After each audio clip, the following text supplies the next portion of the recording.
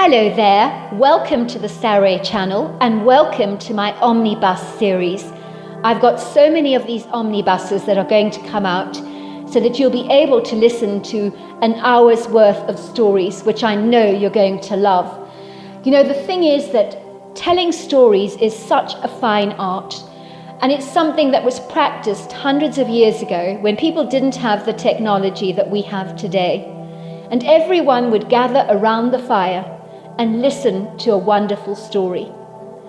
And also, what is so wonderful about a story is that personally, I think it is the best way to go to sleep. Every night when I go to bed, I always listen to stories.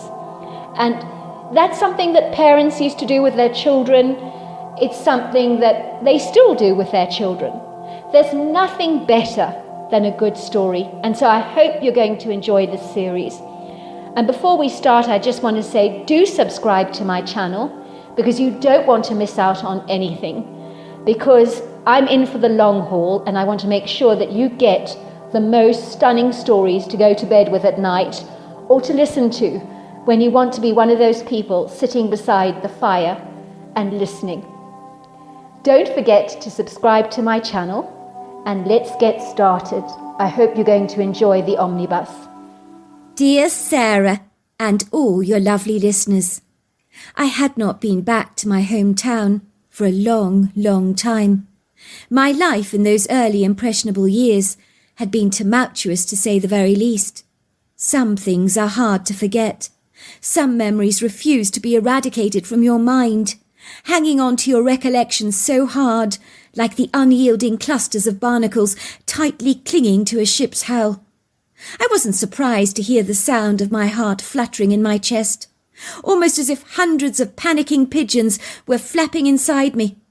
I'm not sure whether it was nervous anxiety or an excited anticipation that had brought on these inexplicable feelings.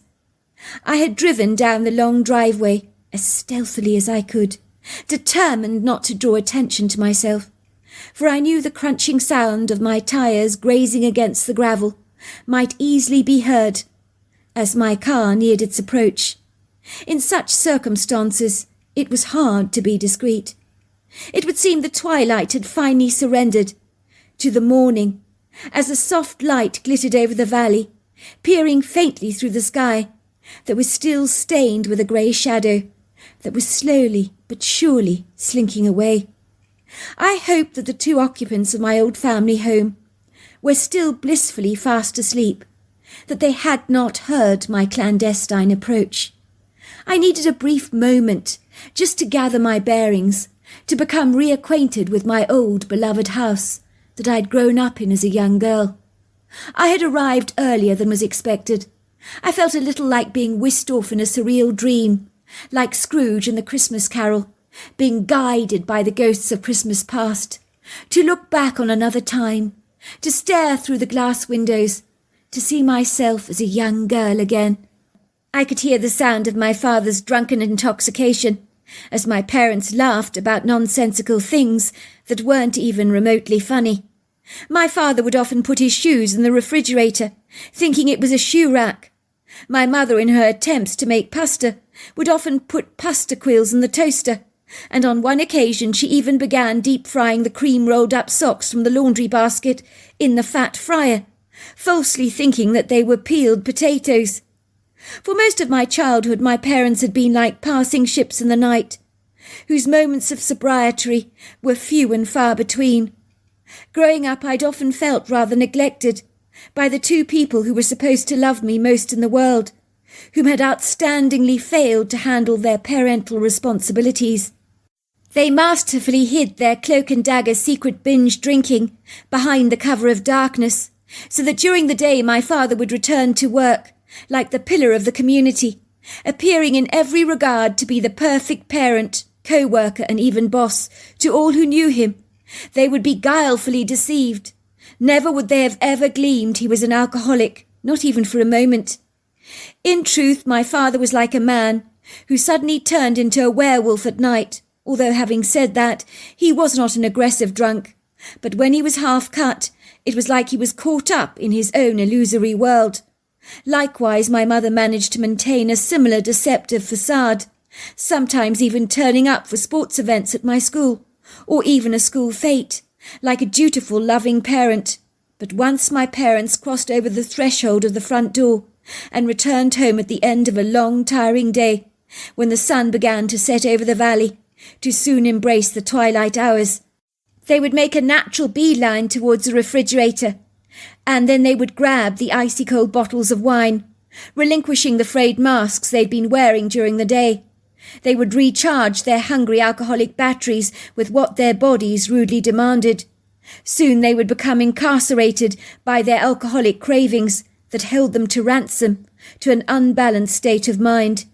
It was only after my father had died 15 years ago from liver failure that my mother had found a new lease to her life, and like a butterfly emerging from its silken confinement, she reinvented herself. She suddenly got her act together, joined Alcoholics Anonymous, became sober, changed her life around, and got remarried. I will never forget the indelible day when I picked up my cell phone and noticed my mother's name highlighted on the caller ID. I could hear my mother's voice on the end of the line. I hadn't spoken to her for an age, so her fortuitous phone call was a welcome surprise. I was shocked to hear her crying at the other end of the phone. I thought she was going to tell me she'd been diagnosed with cirrhosis of the liver, or she had a deadly cancer of some kind. My heart began leapfrogging in my mouth. I was terrified about what she was about to convey to me, as her reluctance to speak made my thoughts veer off in an uncertain direction, like a truck hanging on the edge of a cliff face over a precariously high drop. "Ma'am, is everything all right?" I asked, the earnest words tumbling quickly out of my mouth. "Please, God," I was thinking, "don't give me any bad news. Please, no." It's me, Christina," came a timorous voice at the end of the phone. "Is that you, Mum?" I had asked again. You sound so far away, so faint. Maybe our connection is not terribly good. Could you try and speak up? I can hear you better then. Is everything all right with you?" "I'm here, sweetheart," came the voice. Then she blubbered, "I'm so sorry, sweetheart. I ruined your childhood. I want to try again and be the mother for you that you deserve. I failed you when you were little. Can you please find it in your heart to forgive me?" "What's brought all this on, Mum? What's it all about? You'll always be my mother to me. Nothing can change that. Why are you being so, dramatic about things?" "I'm clean and sober, sweetheart. And at Alcoholics Anonymous, we're expected to phone everyone that we've ever hurt. In truth, this is a phone call that is well overdue. It's been a long time in coming, and it's taken a whole lot of courage for me to do it. I did try to phone you last week, I really did, and every day since then. But it's so hard. What words of apology can ever make up for what I did back then? I'm so utterly ashamed. I was quite the most irresponsible, appalling mother. I didn't deserve such a lovely daughter like you." "Mum, all is forgiven and long forgotten. I am glad you phoned me, but you don't need to ever be afraid of phoning me, nor do you need to apologise. I'm your daughter, for goodness sake. I hold no grudges towards the past. I know you had issues with alcohol. It happens, but it doesn't make you a monster. You were never that, you know. You did have your moments when you were a rather good mother. There were good times. It wasn't all bad. And sometimes when you were drunk, you could do hilarious things. You had your moments, like when you parked the car in the pond, and when you cried so hard because your button had popped off your shirt, and you thought it the most calamitous thing that had ever happened to you." "Sweetheart, that's the point, isn't it? There shouldn't have been any bad times. There were far too many of them. I let you down. I wasn't there for you when you needed me. You must have felt so isolated as a child, so desperately alone, abandoned by your own parents. Oh, I hate myself for what I was doing back then, getting drunk with your father all the time. I'm not making excuses for myself. I need to take responsibility for my own actions, of course I do, as at the end of the day, I was the one that poured the booze down my throat. But I will say this in my defence. Your father, he encouraged me to drink with him. Once I started to drink, to let off steam and to be social, it became an addiction that I couldn't control. It crept up on me unaware. All I could think about was my next drink. Your father, he was so, how can I put it, controlling, domineering. But when he had a drink, he would lighten up, become so much nicer. So I didn't discourage him from drinking, because I liked him in that frame of mind. Do you remember how he hated me driving that old car of mine? Yes, I remember that. He was always panicky when you drove. He didn't trust you behind the wheels of your car. He was such a perfectionist, wasn't he? So dogmatically fastidious. And you were much more insouciant than he was. I think he always believed that you were going to drive your car into the next tree. To your credit, you did stand up for yourself. You would get quite reactive. I'm not going to drive into that bloody tree, you'd say. But I'll do that if you stop treating me as if I'm a beginner. I've been driving for years. I remember Dad would say back to you, "You may have been driving for years, sweetheart, but by all accounts, not very well." That's exactly what he was like. Your father had no faith in me at all. In his eyes, I could never do anything right. My driving wasn't good enough. The food I cooked, he claimed, was barely edible. Which was probably true when I come to think of it. I never claimed to be a domestic goddess when I married him, though. I do remember one evening he threw the serving dish of buttered carrots at the wall, so they scattered all over the dining room. The serving dish naturally shattered. There was white china everywhere. "I can't eat these," he screamed at me. "You turned the carrots into baby food. Do I look like I've moved on to solids and need my food pulverized? Next you'll be giving me a high chair, a bib, feeding me out of a plastic spoon, wiping the mess away from my face." "It was a mistake," I told him. "I overcooked them. It happens." He looked at me and said, "You can never get anything right, can you, dear?" So yes, your father's exacting standards weren't exactly easy to live with by any manner of means. Let's just say when he had a drink or two, his peevish pettiness, condescending supercilious put-downs would just whittle away like smoke on the wind. He'd become a nicer, much more happy-go-lucky person. Believe me, we would have some laughs back then. He'd insist I drank with him, as he didn't ever want to drink alone. In those early days, I was a reluctant drinker, but seeing your father becoming so convivial, I was encouraged to drink with him. And despite everything, I loved your father, which was why I put up with his nitpicking for so long. Much longer than I should have done. Before I knew it, one bottle of wine had veered into another, and soon I became as blooded as he was. Let's just say before I married your father, I had a grim view of alcoholics. I really did. So did your father, for that matter, as he'd grown up with an alcoholic father. Ostensibly, I thought alcoholics had absolutely no self-discipline. Now, of course, I know very different. I mean, as I was telling you, every day I would go off to work, and all I could think about was going home to my next drink. It completely consumed my life. Your father, he was lucky. He had great self-discipline. He could go cold turkey for hours on end and come back and begin drinking. He'd get terribly plastered. My greatest regret is so often we forgot all about you. Well, I preferred Dad when he'd had a few drinks in him, I have to admit that. He could get so thorny and prickly when he was sober, about things in the house that didn't meet his satisfaction. He would tell me my grades weren't good enough. He was disappointed in me. But after a drink or two, he was sweet to me, until of course he was completely sozzled. Then he wouldn't even know I was actually there. Why do you think he liked to drink in the first place, Mother? It was an escapism for him, wasn't it? He grew up in a household when his dad was never ever sober.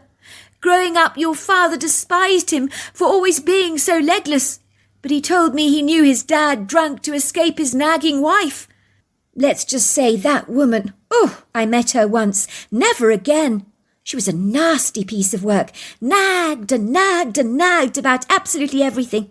She was such a perfectionist. I think inadvertently your father picked up her nitpicking habits. I remember one day when he was sober, he said to me, "I have become my mother. Everything I hated about her, I have become. I keep nagging you, and when I drink, I become my father. and I hate how he drunk. I've become everything I loathed about both of my parents. I have become my parents. It really distressed him, you know. I think in truth we needed professional counselling, the both of us. That would have really changed our lives. I think you're right, Mum. Dad was caught up in becoming everything he didn't want to be, as I expect his childhood influenced him negatively, as that's the only life he was exposed to growing up. It kind of rubs off on you, you know. Well, after he died, sweetheart, I knew I was going to join him in that grave, if I didn't watch myself. Your father's cirrhosis, well, it was a real wake-up call for me. The doctor warned me if I carried on in the same way, I was heading down the same path. I had to fix my life. And I have. Believe it or not, sweetheart, I've been sober for a year. She pauses for a moment and almost whispers down the phone. Actually, sweetheart, I've got something else to tell you. Something really rather wonderful. I hope you'll be happy for me. I've met someone. He's such a wonderful, wonderful man. I know you'll like him. He's very good for me. And it helps he doesn't drink either. His name is Tom. What did you say, Mother? You've met someone? Yes. It's quite extraordinary, really, how that came about.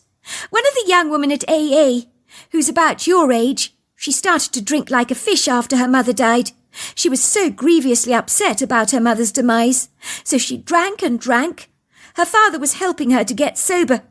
He knew that his daughter's habits were destroying her, so he was all hands on deck in helping her recover. On a few occasions, he sat there with her during those AA meetings when people stand up and confess that they're an alcoholic. He told me he recognized my smile from years and years and years ago.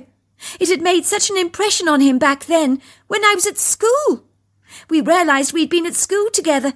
He was a year above me. Would you believe that? Then he asked me out.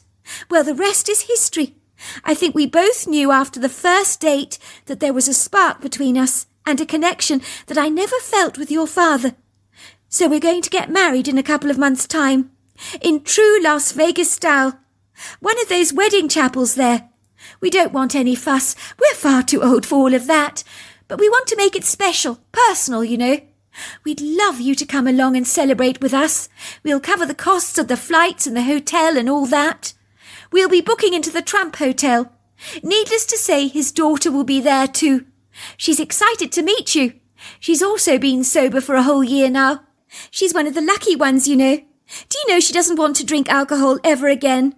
She hates the taste of the stuff now. Oh, my word, I wish that had happened to me. Some people get all the luck, don't they? I'm so happy for you, Mum. I say, tears streaming down my face. I'm so proud of you that you've been sober for an entire year. That really is an achievement. Believe me, darling, I'm never going to touch that stuff again. I've been learning to meditate as a way of dealing with my cravings. And one day during my meditation, I actually heard my father's voice in my head saying, I'm going to kill her if she ever touches the stuff again. It scared me to the quick, I'll tell you. I completely stopped drinking after that. My father, let's just say, he could be quite a tyrant. That's incredible, Mum. I'm so pleased. Ever since then, my mother and I had lifted up the residues of our battered relationship. We had soon become firm friends, talking to each other every other day on Skype. Our relationship had blossomed exponentially. It had not been hard to forgive her. She was my mother. Despite everything, I loved her very much. My childhood would have been perfect if things had been different back then. But you cannot live your life basking under a white fluffy cloud of if-onlys.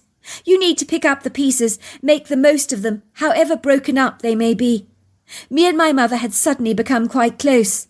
The last time I'd seen her had been in Vegas at the wedding, but this was the first time I'd been back home in years. It felt rather strange to be back, and I wasn't quite sure exactly what I was feeling. It was impossible to find the words to describe the experience of returning back home after so many years. Much had changed, but on the other hand, so much had also remained the same. For a long, wistful moment, charged with the fragrant, honeyed infusions of my sentimentality, I sat anchored in my truck, rooted to the spot, parked in the driveway, just staring and staring at my old house, as if I was looking at it through new, dewy eyes, like a stranger that had never cast eyes on it before. Our charming house was nestled in the foothills of the Virginian countryside, located about an hour's drive away from Charleston. How much I had loved this home, despite the many secrets that had remained hidden behind its walls for many years, of which only 3 of us had been privy to, as the outside world remained obliviously ignorant of what had actually transpired here. I had a deep affection for this place. The viridescent, heavily treed countryside that surrounded the property was so spectacular. It had been to me like a friend, especially when I'd felt so dreadfully alone. I glanced towards the thick, verdant fringe of trees that spreads out into a large, sprawling woodgrove. I feel a wistful nostalgia consume me, almost as if the trees are inviting me to walk in their mist again. I am tempted to do as much. I feel a magnetic tug drawing me towards them. I can see myself as a little girl again, playing so happily in that woodgrove, interacting with one of the squirrels that had become so tame. I remember it would jump on my shoulder, eat its acorns on me.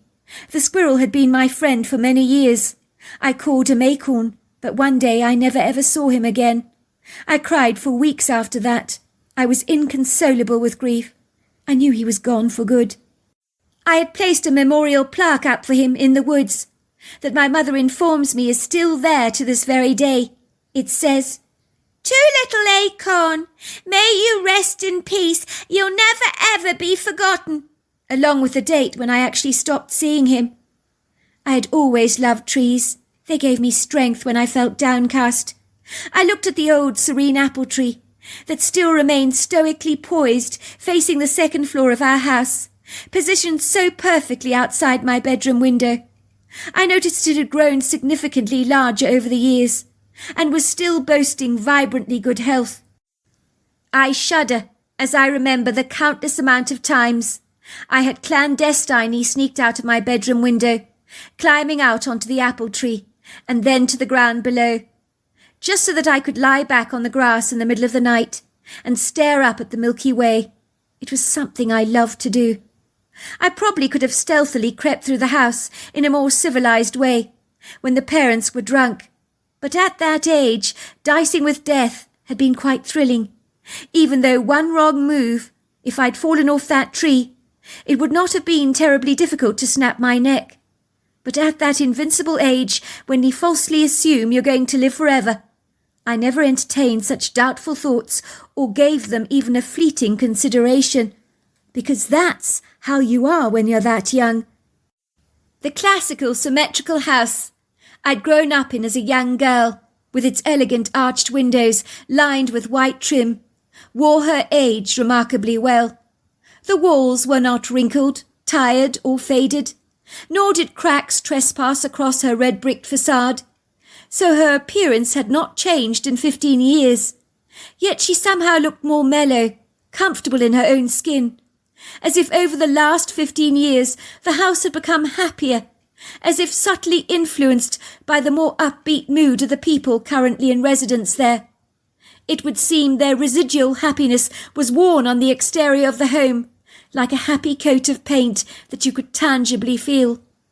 I got the profound sense the house was actually smiling at me, the windows winking in the soft morning light.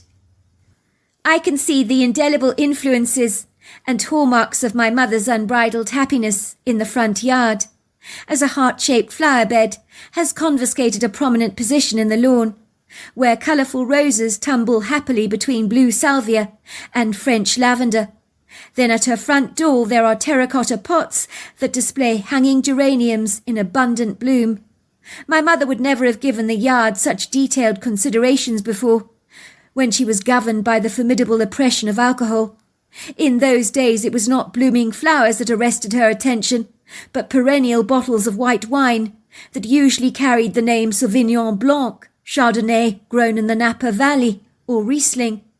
I climb out of my truck, staring up at my mother's bedroom window. The curtains are tightly drawn. There's no sign of any life, until I suddenly see a very big fat ginger cat trotting towards me, as if it's known me all its life. I've never met such a congenial cat before. It purrs like a machine, rubbing its oversized, rather tubby body against my legs, almost as if marking its territory. The cat has obviously decided to lay some kind of claim on me. For me personally, it's love at first sight. The cat is adorable. He reminds me of Puss in Boots in the story of Shrek. He's got that audacious confidence and assertiveness that I find rather charming. He wears a mischievous glint in his eyes. "Hello there, you must be little Spud. Not so little really, are you?" I say, leaning down to give the cat a very big affectionate cuddle. This must be Tom Farrow's cat, which became part of our family when my mother married the man. A light breeze is blowing against my face, which I rather like, and a soft sprinkle of morning sunlight is wrestling its way through the clouds. It seems that this very savvy Spud has grabbed that beam of sunlight all to himself and is basking in it as he begins to clean himself, lifting his leg up to his abrasive tongue. "Clever boy! You've hogged all the warmth this morning, haven't you? I wouldn't have minded that sunbeam for myself, thank you very much." That's when I hear my mother's excited screams from the upstairs windows. "Oh! Oh!" She waves at me from the upper floor. In a trice, the front door of my old family home bursts open, and the rambunctious wind of my mother's enthusiasm bolts out of the house like an ebullient dog that has not seen its master in an age, and is moving so fast in a tearing hurry. If I'm not careful, I might just be blown over. My mother throws her arm around me, giving me a huge, warm, congenial hug. "You're back home, sweetheart. This is wonderful. I didn't know you were coming back so early. If I'd known, I would be dressed more appropriately. Look at me. I'm still wearing my pyjamas. My hair is as flat as a pancake. I must look like a sorry sight for sore eyes. Don't be silly, Mum. You look great." My mother glances down at Spud, basking in the sunlight, and smiles. "I see you've met Spud. He's quite the character, isn't he?" Moments later, Tom comes ambling out of the house, wearing a tartan dressing gown over his pyjamas and velvety blue slippers on his feet. He hurries towards me, embracing me with his open arms, almost as if I'm his real daughter. It's very flattering. He used to be a fireman before he retired. He's got such a warm, engaging personality. You cannot help but love him from the moment you meet him. "Oh, it's wonderful to see you, Christina. It really is wonderful. And my word, don't you look marvellous. How long has it been since you've been back home?" "Believe it or not, Tom, it's been about 15 years. I can't believe I've been away for so long. But I had to leave this place after my divorce with Bruno. I couldn't stay here after that. I needed to make some space between us." "And very understandable in the circumstances. But now you're back because of him. Is that not ironic? Life is peculiarly strange at times." "Well, in a manner of speaking, that is true. But it's also the quintessential opportunity to come home and to see the two of you." "Well, what does it feel like to be back?" "It's great to be back, but it feels rather surreal. The trees in the woodgrove look enormous, the mountains in the distance much the same as I remember, and our red-bricked home looks as if she hasn't aged a single day. In truth, she seems happier, more settled, certainly more vibrant with the introduction of roses in the front yard." "Well, that's my influence, I'm afraid," says Tom. "I'm very passionate about roses, which is why I married one," he says, taking my mother in his arms and giving her an affectionate kiss on the cheek. For a moment I'm flooded with the green-eyed monster, as a dreadful envy ribbons through my veins that I try to suppress, but it's not terribly easy. I never knew there would be a day I'd actually be jealous of my own mother. I've not been so lucky in my love life, as over the years, having embarked on many failed relationships, I've almost given up on the notion of love. It seems to have somewhat eluded me. I wish someone could love me like Tom and my mother love each other. If they found each other so late in the day, I remind myself there's still hope for me. I'm not a complete lost cause. Over the years, I had reluctantly scanned all manner of dating websites, to no avail. I almost felt as if I was on a shopping website, looking for the perfect pair of sneakers to purchase online, and not knowing which ones to choose. I almost expected to see the words, "Add to shopping cart," at the bottom of the photographs posted of the men that I was looking at. In truth, looking for the right man to date is like playing that game you did as a kid, when you try to attach a paper fish to the end of a fishing line with a magnetic hook. You have no idea what you're going to get. I'd never been good at playing that game as a kid. I usually ended up with a fish that looked like it had 3 heads. My dating life was no different. Truly, some of those websites should come with a danger warning sign in red, saying, "Be warned, some packages may not be what they seem." Let's just say I had gone on a few dates, but the relationships had never blossomed or grown into anything meaningful or worthwhile. On one occasion, the chap told me he was very sorry. He hadn't contacted me sooner, but his bat had died, and he was grievously upset about it. So I naturally arrived on the date with a condolence card, because I felt sorry for him, expressing my deep regrets for the tragic death of his bat, and that may it rest in peace. He looked at me incredulously when I told him it was a sympathy card for his pet bat that had died. "I don't own a pet bat. It was my cell phone battery that died." The man possibly thought I was really off my trolley, but he had sounded so distressed about his bat dying that it never occurred to me he was actually talking about his battery. My mother's peachy skin seems younger than it was when I was a little girl, but in those days the booze had not been generous to her complexion. Her eyes had been permanently bloodshot.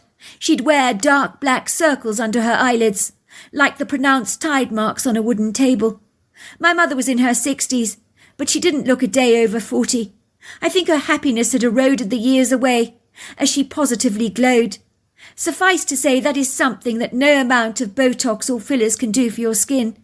If you could bottle happiness, it would be sold out within the first hour, and people would be lathering it over their skins to get that perfect glow. When you're happy, your body grows younger. Even Tom looks younger than I remembered. He's the same age as my mother. It would seem he was a class above her at the local high school that they had attended together. On one occasion he dashed past my mother, bumping into her so hard that the file she was carrying burst apart. All her papers had gone flying over the corridor, while some were blowing across the schoolyard. Tom remembers flushing with embarrassment. He quickly helped her retrieve the papers that were flapping in the wind and blowing away. I gather he handed my mother this battered heap of papers. "I'm really sorry," he had said. "It's all right," said my mother, giving him a warm smile. "But I'm very sorry. It was all my fault. I should have looked where I was going. I was in a bit of a rush, you see." He hurried away, glancing at my mother over his shoulders one more time. He said he'd never forgotten my mother's warm smile, although they never crossed paths again at that high school. "Don't just stand there, sweetheart," says my mother. "Come on in. I'll make you some breakfast if you like." "I don't eat breakfast, Mum, but a cup of coffee will be just what the doctor ordered for me." "You don't eat breakfast? Goodness gracious," says my mother, looking appalled. "It's the most important meal of the day. Did you not know that? I hope you're looking after yourself. You can't afford to get any thinner, you know." Before long, I was sitting at the kitchen table with Tom and my mother, who were now dressed. Tom had removed my suitcase from the back of the trunk and placed it in my old bedroom, which had now welcomed a soft coat of pale pink paint and a new golden pink comforter, which magnanimously was spread across the bed. There was also a huge vase of roses on the dressing table. But even with these facelifts, the bedroom was exactly as I remembered it, with bookshelves stacked with my old books that I had read as a girl, and a few of my ancient teddy bears perched on a dresser, but they looked as good as new, as not even a speckle of dust could be seen anywhere. My mother poured me a warm cup of coffee. I glance at my feet to see that Spud is brushing his body against my legs. It's a cosy feeling. It gives me the sense of belonging. My mother is preparing breakfast for Tom. She fries up some eggs and bacon for him, while she sits down to eat some toast and marmalade. "Oh, I completely forgot," she says, walking over to the kitchen counter. "This came for you yesterday afternoon," she says, handing me a glamorous-looking package, tied elegantly with a large red bow. "But I don't understand. Who would send me a parcel?" I say, looking at my mother nonplussed. "Nobody knows I'm here." My mother flushes. "I think I may have mentioned it in town, that you were coming back to attend to the details of Bruno's will. You know how word gets around here. I said you'd be staying with me for a while. It's probably one of your friends from high school, welcoming you back. Well, go on then. Aren't you going to open it? I'm intrigued to see what it contains. I hurriedly remove the pretty red bow and tear away the expensive wrapping and open up the gold box lined with red tissue paper. All eyes watch me. But there's nothing inside the box, only a piece of gold cardboard which says, "You're next," in bold red writing. "What's wrong?" asks my mother, as I stare at the box, unable to comprehend what I'm seeing. "Go on, don't keep us in suspense a moment longer. Let's see what it is." "For goodness sake, darling, tell us. I can't bear it a moment longer." I look at my mother startled. "I don't understand. There's nothing in here." "But it was addressed to you," my mother insisted. "It was posted at the front door yesterday afternoon." "Maybe the person forgot to put the present inside the box. That happened to me once. It's an easy mistake to make, you know. Oh, I was so embarrassed about that. It was for a wedding. I can't imagine what the bride must have thought when she opened up the empty box. The next day I got a courier to deliver the present to her, so somehow I redeemed myself after that." "It's not a mistake, Mum. There's a note in the box. It says you're next. What can that mean? It's really creepy, almost cryptic." "What is that supposed to mean?" asked Tom, saying the words out loud to himself. "You're next." "I've no idea, but I have to say it sounds ominous. You don't suppose the person that murdered Bruno is now after me? I mean, I was his wife. The words "you're next" sound awfully suggestive. For goodness sake, sweetheart, look at you. You've been divorced from Bruno for 15 years now.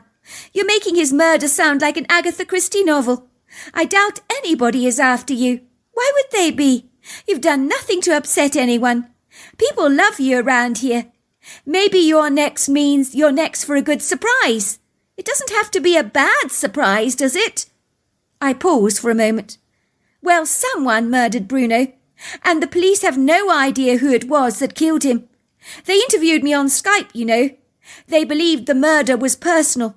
They found a note next to his body, you know." "Really?" says Tom, raising a brow. "That does sound rather warped. What did it say?" "It said, 'May you rot in hell.'" Oh dear, says my mother, wiping the crumbs that have gathered around her mouth away with her napkin.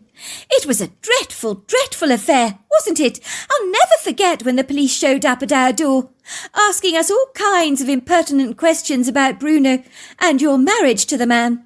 They wanted to know if we knew of anyone from way back then who had an axe to grind with the man.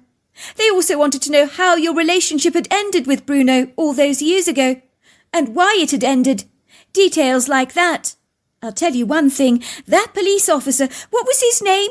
she asks, looking at Tom for the answer. "Officer Johansson," says Tom, clearing his throat. "Never met a man like him. He was like a perennial weed, arriving at our front door again and again, rather too regularly, asking us all kinds of questions. I almost felt as if we were under a cloud of suspicion ourselves. But he assured us doggedly that he was determined to find answers. He was not comfortable with a murder on his watch. He said the answers were clearly in plain sight." "That's right, his name was Officer Johansson," says my mother. "My word, that stout, small little man. He was like a bulldozer, literally digging up the ground, determined to leave no stone unturned. He wanted to know everything. He was hungry for information. I suppose it's good to have a police officer like that, so determined to solve a crime. A lot of them are too lazy to bother about any of that stuff these days." "Well, what did you tell him about my marriage?" I asked gingerly. "I told him the truth, of course. I told him you'd been very much in love with Bruno, that you'd been married for 7 years, and that Bruno had been pushing you for children. You said you wanted to wait, and the next thing he serves you with divorce papers. I said you were very sad, but you both parted on amicable terms, and you left the state to start afresh in Philly. Of course they asked inquiring questions, especially on account that he had left everything in his will to you. Not that he had a fortune to leave, but nevertheless it would seem over the years he never met anybody else. And whenever he bumped into me in town, he'd always ask after you, saying that his biggest regret was letting you go." "Really? You never told me that, Mum. What was the point. You'd moved on with your life. But Bruno, well, his relationship with women didn't last very long. I didn't want to see you getting back with him again. Not after he dumped you so easily the first time. I'm a mother. I'm naturally protective over my daughter. Well, you could say the same for me. My relationship history hasn't exactly been a walk in the park. I'm still very much on my own these days. Oh, yes, my mother suddenly interjects. I did tell the officer that Bruno had a big fallout with that young brother of his, who he hadn't spoken to for many years. They asked me what the fallout was about. I told them I'd absolutely no idea, but it was bad enough to ensure that his brother never wanted to speak to him again. So, of course, that got the police interest. But they caught up with him. He was out of state at the time, so he couldn't have been implicated in the murder. He had a staunch alibi. Detective Johansson could not get him to spill why he'd fallen out with his brother. He told Officer Johansson to mind his own business. But he told Officer Johansson in no uncertain terms that he was very glad his brother was dead, and he had no sympathy for his plight. 3 hours later, I had come all the way back to my hometown to settle my ex-husband's estate, which I doubted would be worth very much. I actually felt very sad that he had not left whatever he had in the world to some other woman he'd met. Our relationship had ended over 15 years ago. It seemed almost wrong that I should be inheriting anything at all, irrespective of how scant the estate was. As I remember, me and Bruno had struggled financially during the course of our marriage in those early years. We were both young university graduates, desperately trying to find our feet and paying off our university loans that were threatening to cripple us financially. But somehow we did manage to weather that storm. Before long, I'm seated on a comfortable leather chair around an oakwood desk in a Charleston office that is covered with all these impressive framed certificates. I glance out at the large French windows that overlook pretty viridescent views over a park, where some honey locust trees are blowing against the breeze, and a couple of pedestrians on the pavement are walking down the street, carrying shopping bags in their hands. It's a pleasing day in this congenial green leafy neighbourhood. The sunshine smiles down happily on the landscape, gently cradling it in a warm embrace, while the sky is a cup of blue. "I am delighted you came to see me in person, Miss Napier," says a convivial solicitor, stretching out his hand to give me a friendly welcome. At a guess, he was a man in his 60s, with a thick persuasion of salt-and-peppered coloured hair, a somewhat weathered skin that looked like he'd possibly had too many holidays sunning himself in some tropical location, and he had very bright, cheerful-looking grey eyes. I was quite certain he was the owner of the smart, bright yellow Lotus sports car I'd seen in the parking bay. The impeccable pinstripe suit he was wearing looked impressively as if it had been made personally to measure for him by some illustrious tailor. "I'd just like to say, Miss Napier, that I'm very, very sorry for your loss. Very sorry indeed, especially in the unfortunate manner in which your ex-husband met his demise. It was most unfortunate, a real tragedy." "Thank you, Mr. Rivers. It's most kind of you to say so. Bruno and I, well, we parted 15 years ago, you know. It came as quite a surprise to me he'd left me his estate. We hadn't been in touch for years, you see." "I'm very much aware of this fact, Miss Napier, but nevertheless he was your husband at one time. It seems you made a significant impression on the man, so he left you his estate. If you must know, he only made his will a month before his death, so his timing was impeccable." "He made his will only a month before his death? Are you kidding me?" "No, I'm not. I wish I was. But when I saw him, he was in quite a dreadful, rather frantic state, I have to say. He was convinced someone wanted him dead. He was certain he was being watched. He had received a series of threatening notes delivered to his house in an elegant wrapped-up package. So he wanted to get his will completed, in case something dreadful happened to him. And then, of course, it did. I got quite the shock to learn about the fact that he was found lying in a ditch with his throat slashed. I gather even after death his body had been stabbed hundreds of times over. I had a police officer, a Mr. Johansson, visiting me, asking me all kinds of questions. That man was like a tenacious bull terrier, let me tell you. with a bone locked in his jaws. He couldn't stop asking me questions, as if he had verbal diarrhea. In the end, I had to kick him out of my offices. I had other appointments I needed to engage that needed my attention. He told me that whoever had killed Bruno really must have hated him. Needless to say, they, whoever they were, stole Bruno's cell phone and computer, possibly to cover up any leads that might direct the police directly towards who the murderer actually is. At this revelation, my heart thunders in my chest. You don't happen to know, Mr. Rivers, whether the notes written to Bruno, whether they were on a gold card, or what the notes actually said? I do happen to know one of the notes said rotten hell. I know this because the detective told me that on my interview over Skype. But I didn't have any idea that he got more of these notes. Well, it would happen he did get a few more of these notes. I don't know whether they were written on gold card or not. That's a detail that wasn't divulged to me. But the card said things like, "You're living on borrowed time. The hunter becomes the hunted." Stuff like that. It was curiously bizarre. At the time, I didn't take it seriously. I thought someone was just having fun with Bruno. Are you all right, Mrs. Napier? Sorry, Miss Napier, do forgive me. You've gone completely white. I'll be fine, Mr. Rivers. Thank you for asking. It's just so overwhelming, everything you've told me. It is. I'm very sorry about that. I must say I wasn't feeling certain that I would be fine. I'd received an ominous note in the post that could easily be construed as threatening. You will be next. Could it be that the person that had murdered my ex-husband was after me now? And if indeed that was the case, why had I been earmarked? What could I have possibly done to have earned the interest of a murderer? It would seem that what had happened to Bruno, that ultimately led to his fortuitous death, was now beginning to happen to me, and the coincidences were far too remarkable to be overlooked.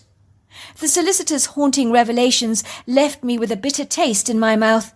I knew that after my appointment with him, I'd need to phone the Johansson detective to tell him about my strange delivery.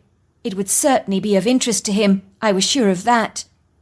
The good news, Miss Napier, is your husband has left you over $200,000 in his will, as well as some shares that he invested in, and of course his apartment in town that will fetch you a nice sum of money. $200,000 and his apartment. That'll certainly make a huge difference in my life. I'm usually completely broke. My husband was a school teacher, Mr. Rivers. I'm surprised he managed to squirrel away so much. Well, you're a very fortunate lady then, aren't you? I thanked the solicitor and hurried quickly back to my car. My thoughts all focused on the strange note I'd received that morning.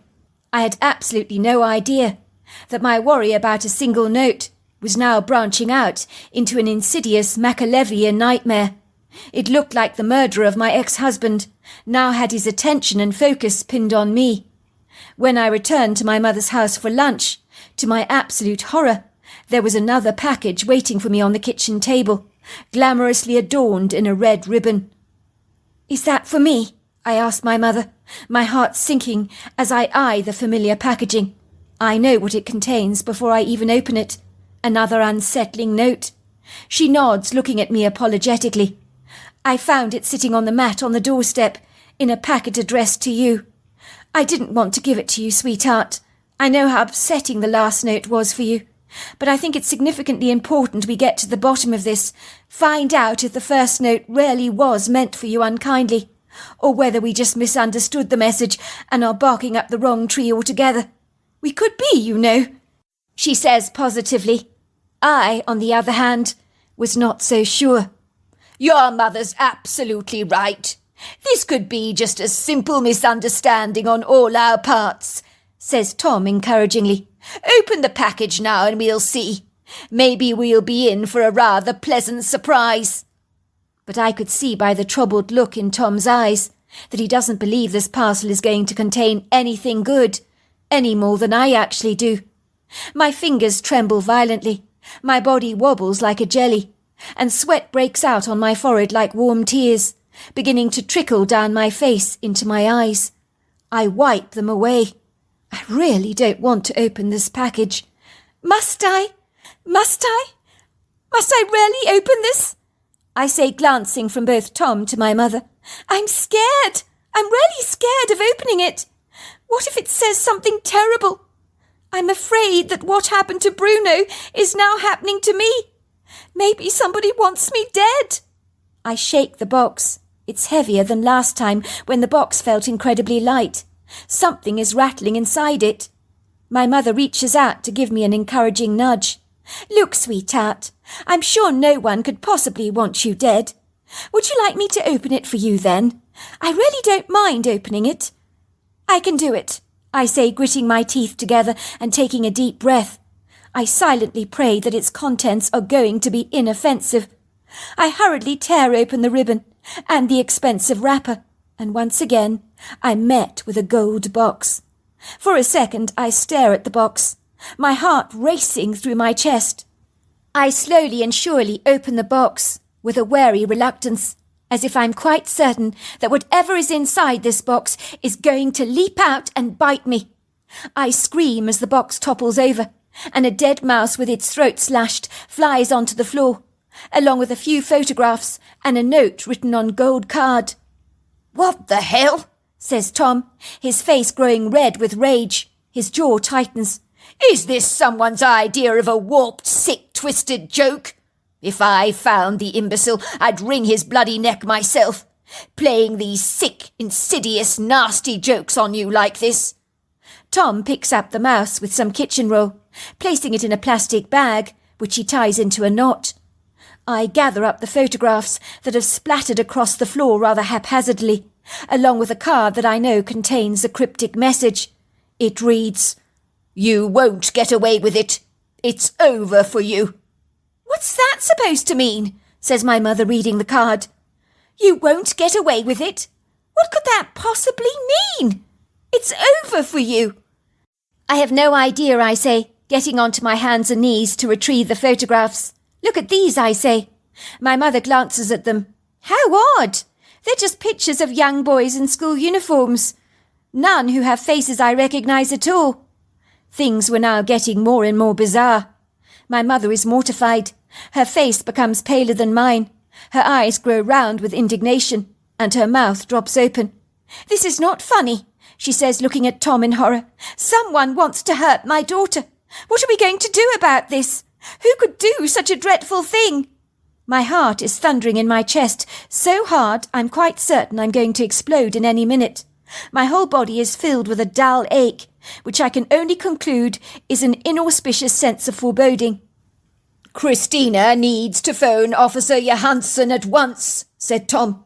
"I'm very worried about you, Christina. You could potentially be in grave danger. I think Officer Johansson will be very interested in what you have to tell him about the notes you've received." I phone Officer Johansson, but I'm regretfully informed he's currently on holiday in Florida with his family.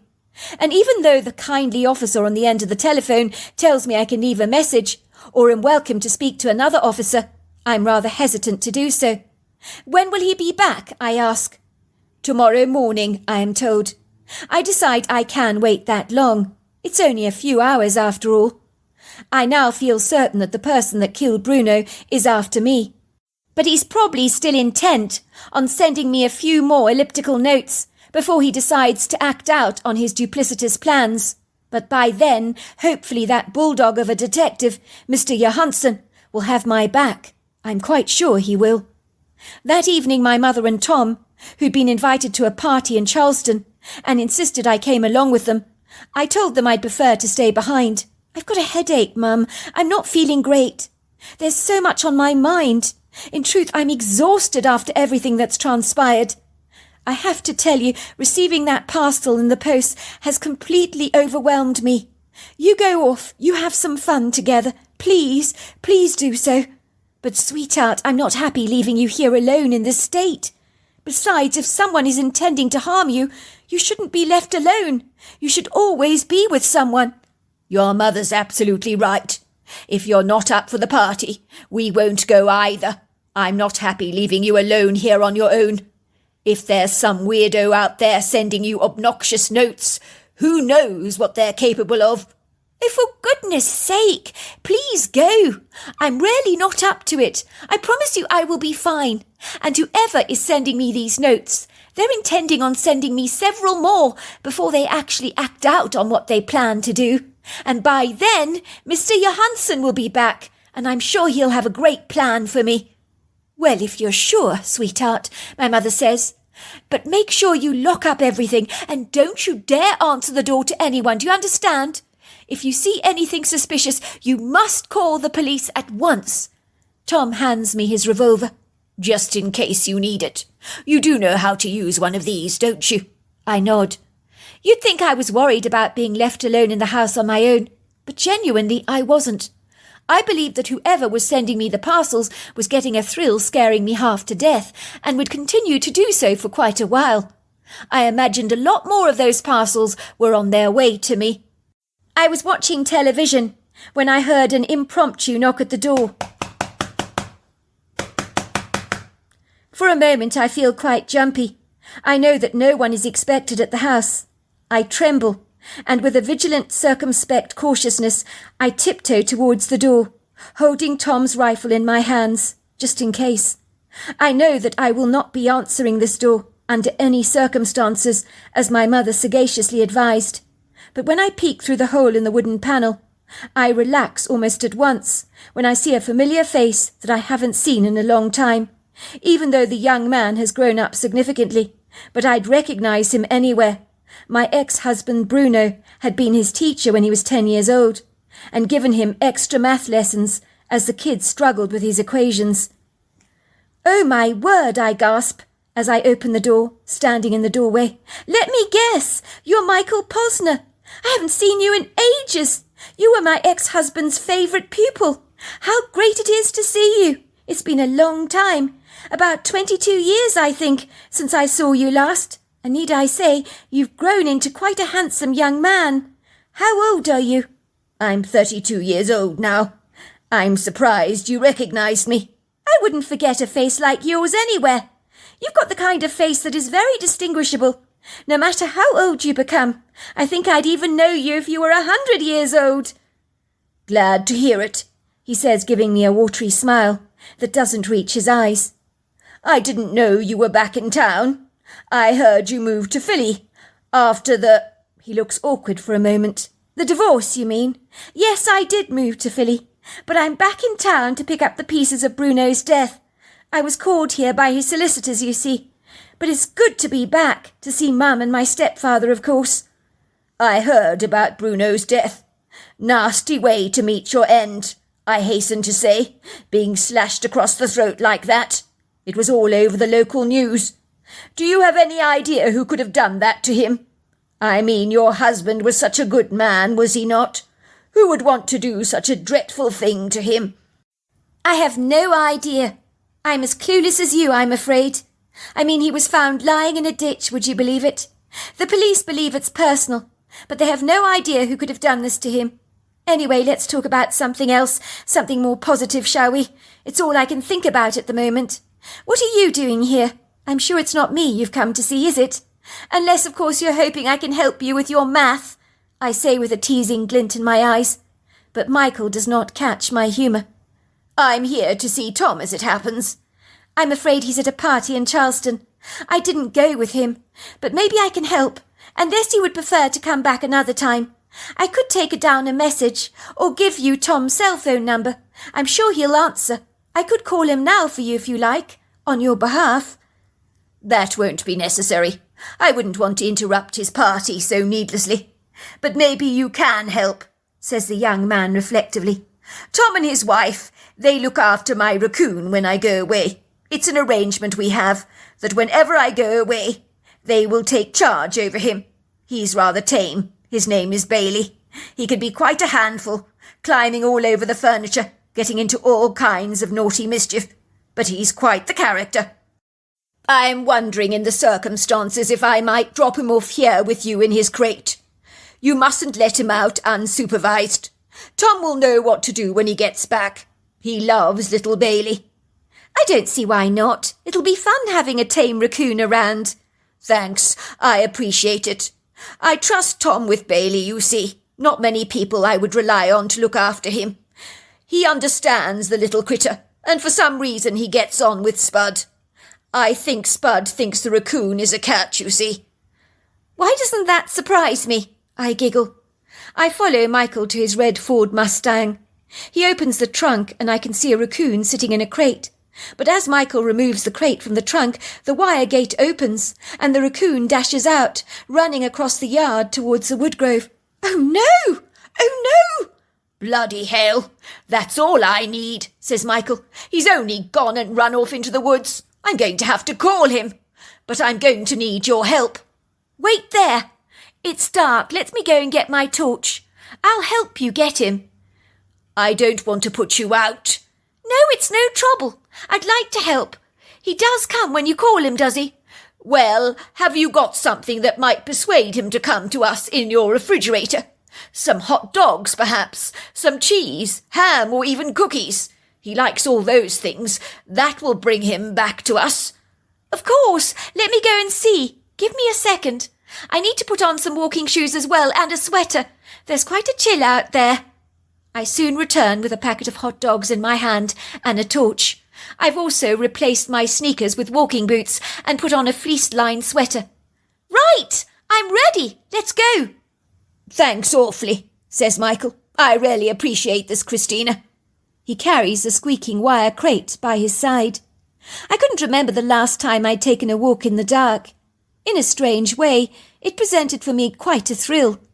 I found my heart was uplifted by a curious tingle that was reminiscent of my childhood, a nostalgic, wistful tug that I had not entertained for quite a long time, an unblemished happy stain from my past that had left its indelible impression upon me.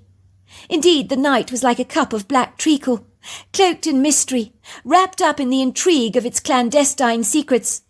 The moon hung like a princess's rather subdued, dusty pendant in the sky. It was masterfully conquered by a dense cloud cover, obscuring its bright luminescence. So when it cheekily peeked down at us, it seemed ambiguously obscure. The stars had lost their jewelled opulence. They were choked under the veil of this foggy haze, so they were like diamonds that had been suffocated by a curtain of dust. None of this bothered me in the slightest, as the torchlight lit up our path most generously, so the intimidating bodefulness of the night left me with more intrigue than any sense of vacillating hesitancy. Since I'd arrived back home, the tall trees of the woodgrove had gained greater height and majesty over the last 15 years, and had been calling to my heart, as if their powers of retrospection had not forgotten my enduring friendship with them. I could hear the tingling sound of Michael's wire container, as the door to the box kept banging against itself. Then there was the sound of our rubber boots pulverizing the trail of twigs, bracken and fallen leaves beneath our feet, along with the sound of frogs and crickets, playing their hypothetical violins to us in a cheerful symphony. I was smiling happily to myself, feeling unusually content. I was enjoying the serendipitous walk. Michael and I said no words to each other as we ambled towards the woodgrove, although I did hear him mumble under his breath about Bailey's impetuous behaviour. In truth, I didn't feel any awkwardness at all in the absence of our words, but indulged myself in the sensory experience of the woodgrove. For a moment all my troubles and concerns that had grievously weighed me down earlier on in the evening seemed to have fled from me. Even the headache I had been nursing earlier on in the evening had suddenly dissipated.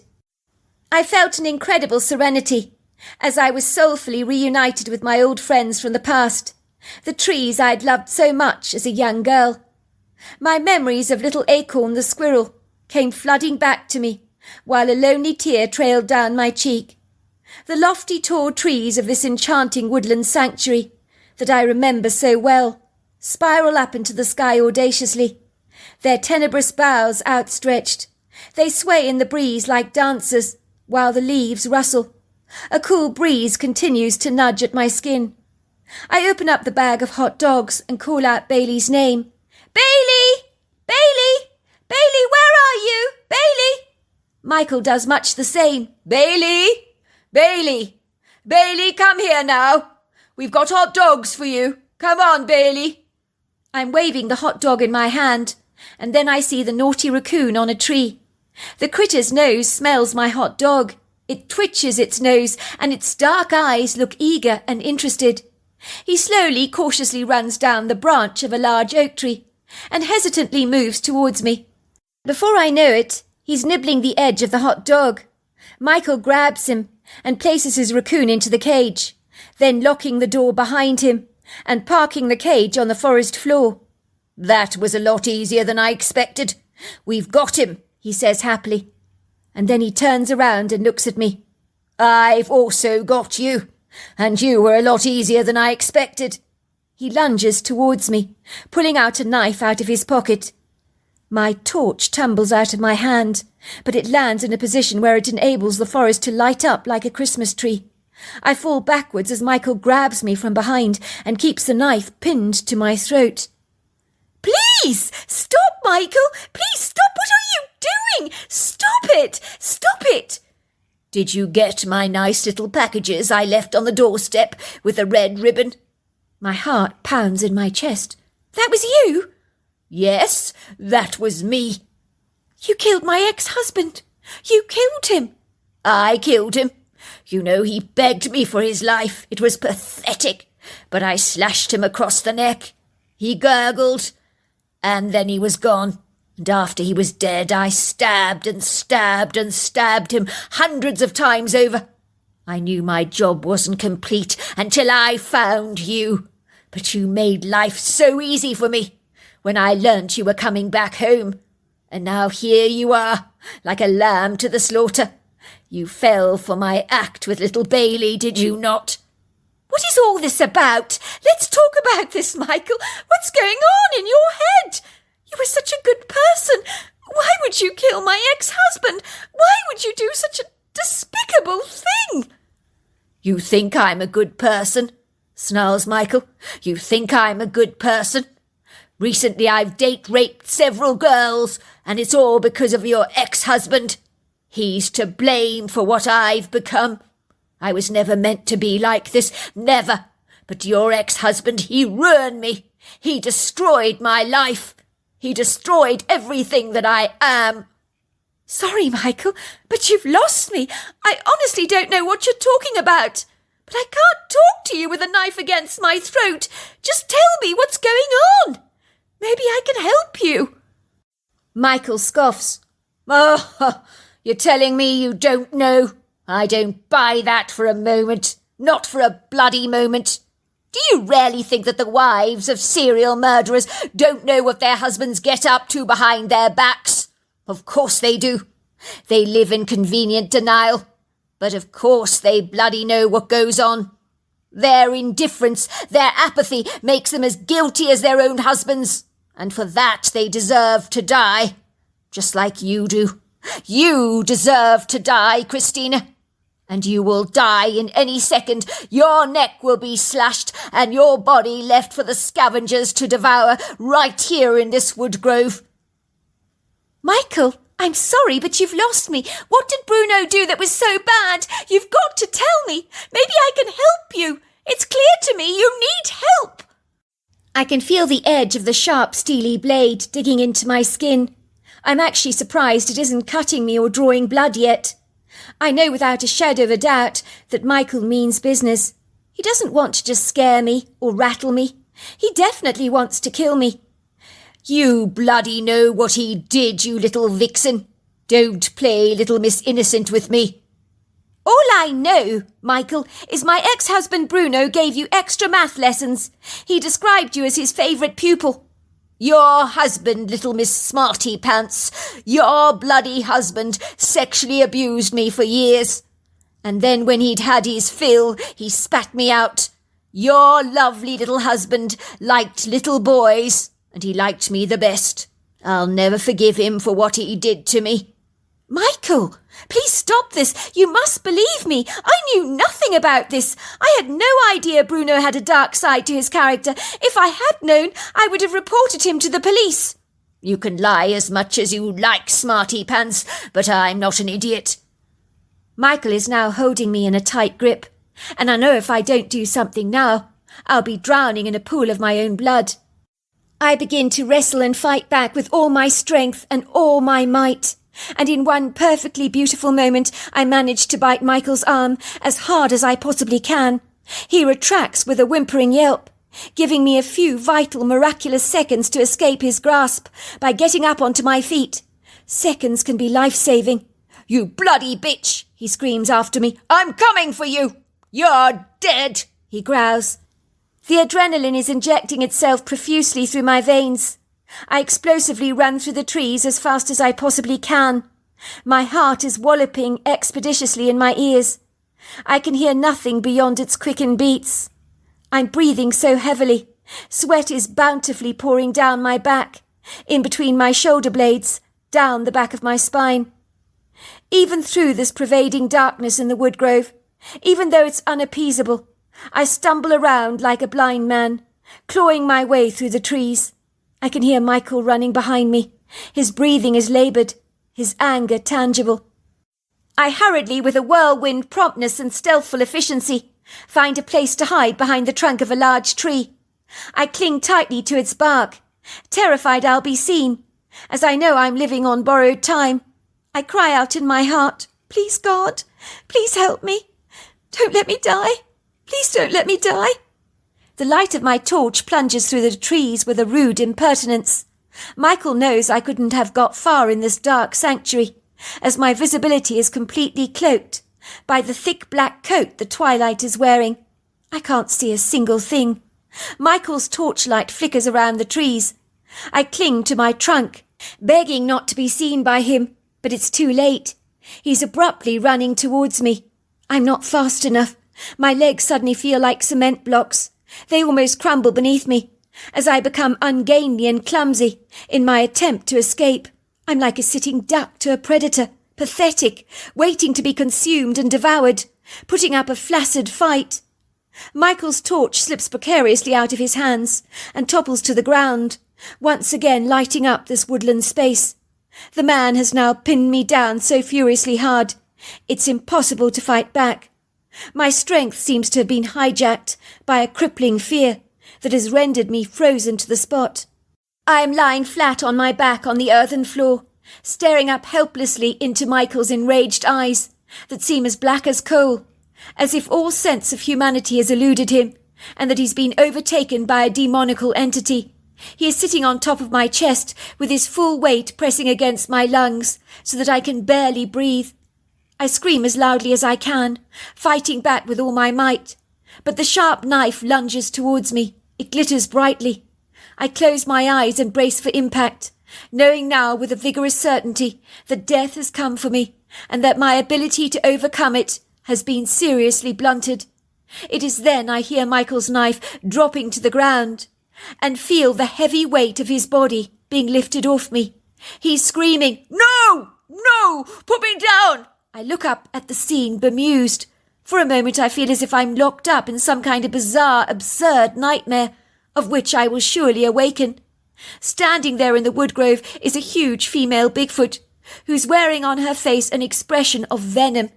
It would seem that Michael's anger he executed towards me moments before pales into significance and almost becomes insipid and wishy-washy by contrast to the anger that the Bigfoot is expressing towards him in her defiant gestures.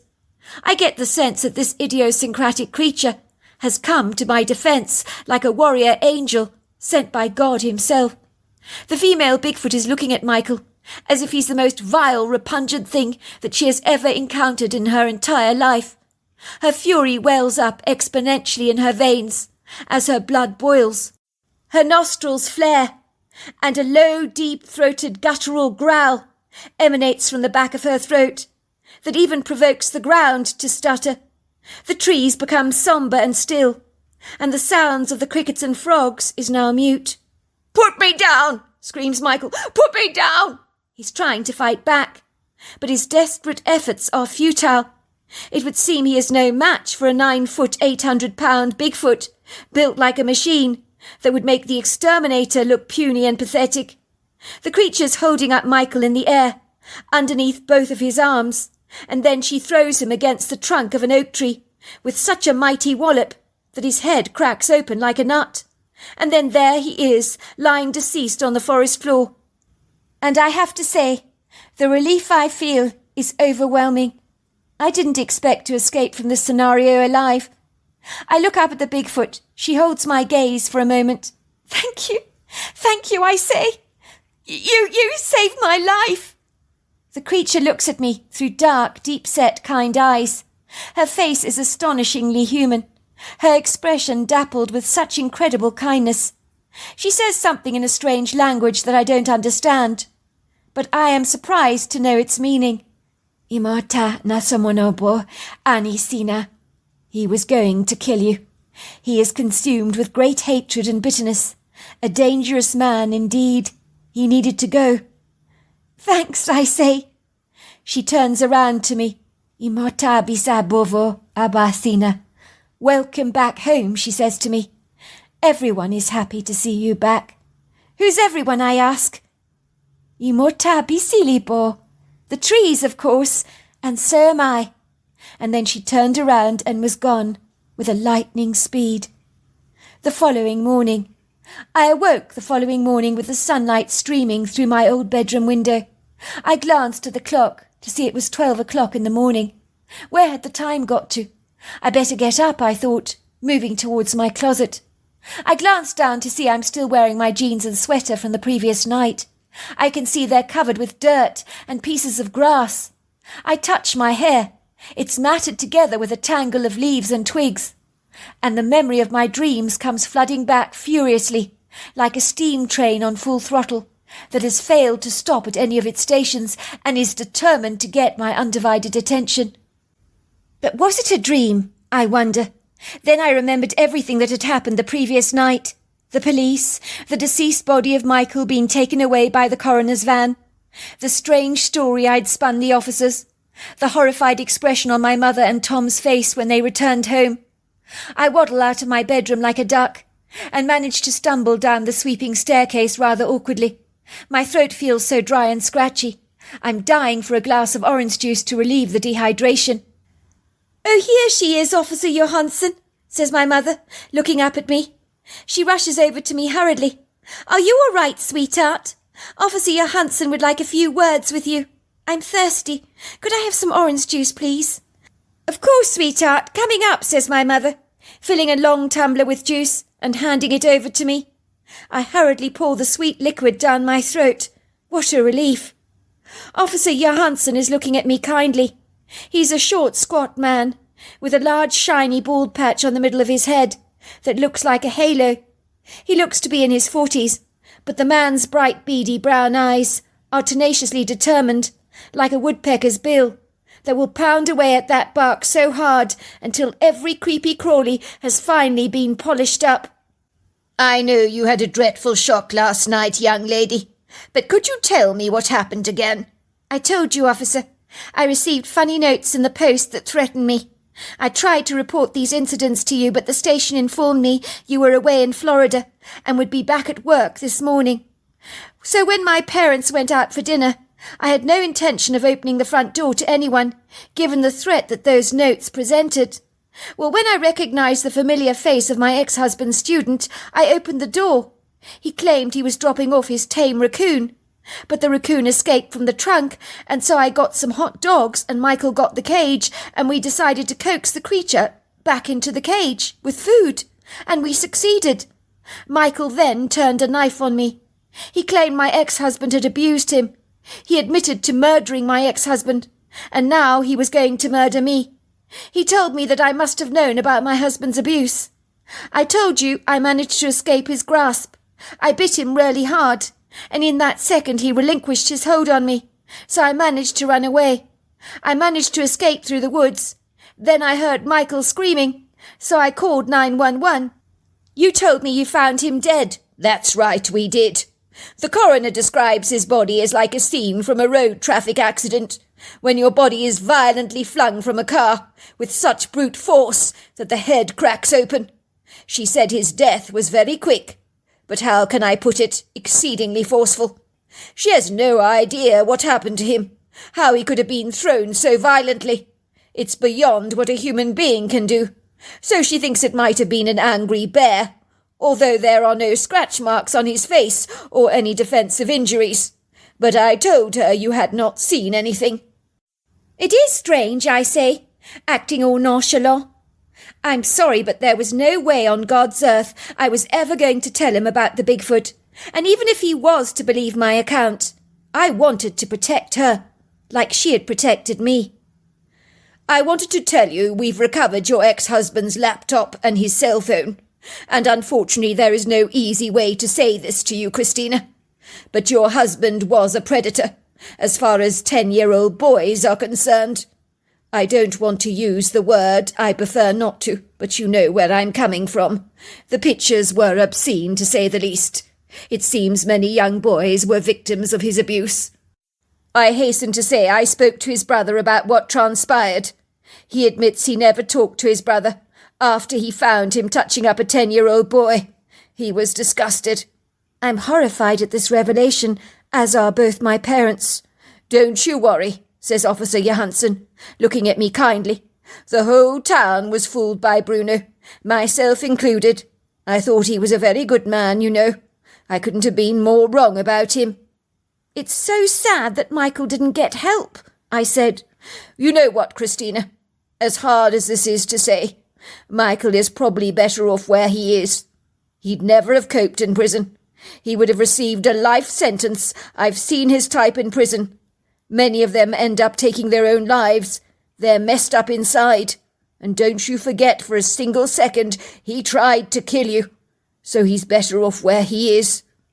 To cut a long story short, it was hard for me to get over the events of the last 24 hours. Who knew returning to my hometown would open up a can of worms like this? Believe it or not, I moved back to the town and have adopted the little raccoon Bailey as my pet, and we have a pretty close bond. So there you are. That's my story. Dear Sarah, and all your lovely listeners. "So how many people are staying here in your guest house, Mrs. Jones? I'm sure you appreciate we're going to need to interview everyone in the circumstances," says Detective Douglas McCaw, studying the nervous-looking woman through kindly brown eyes. He couldn't help feeling desperately sorry for the poor woman. She'd been running her guest house in the Blue Ridge Mountain area of North Carolina for 6 months now.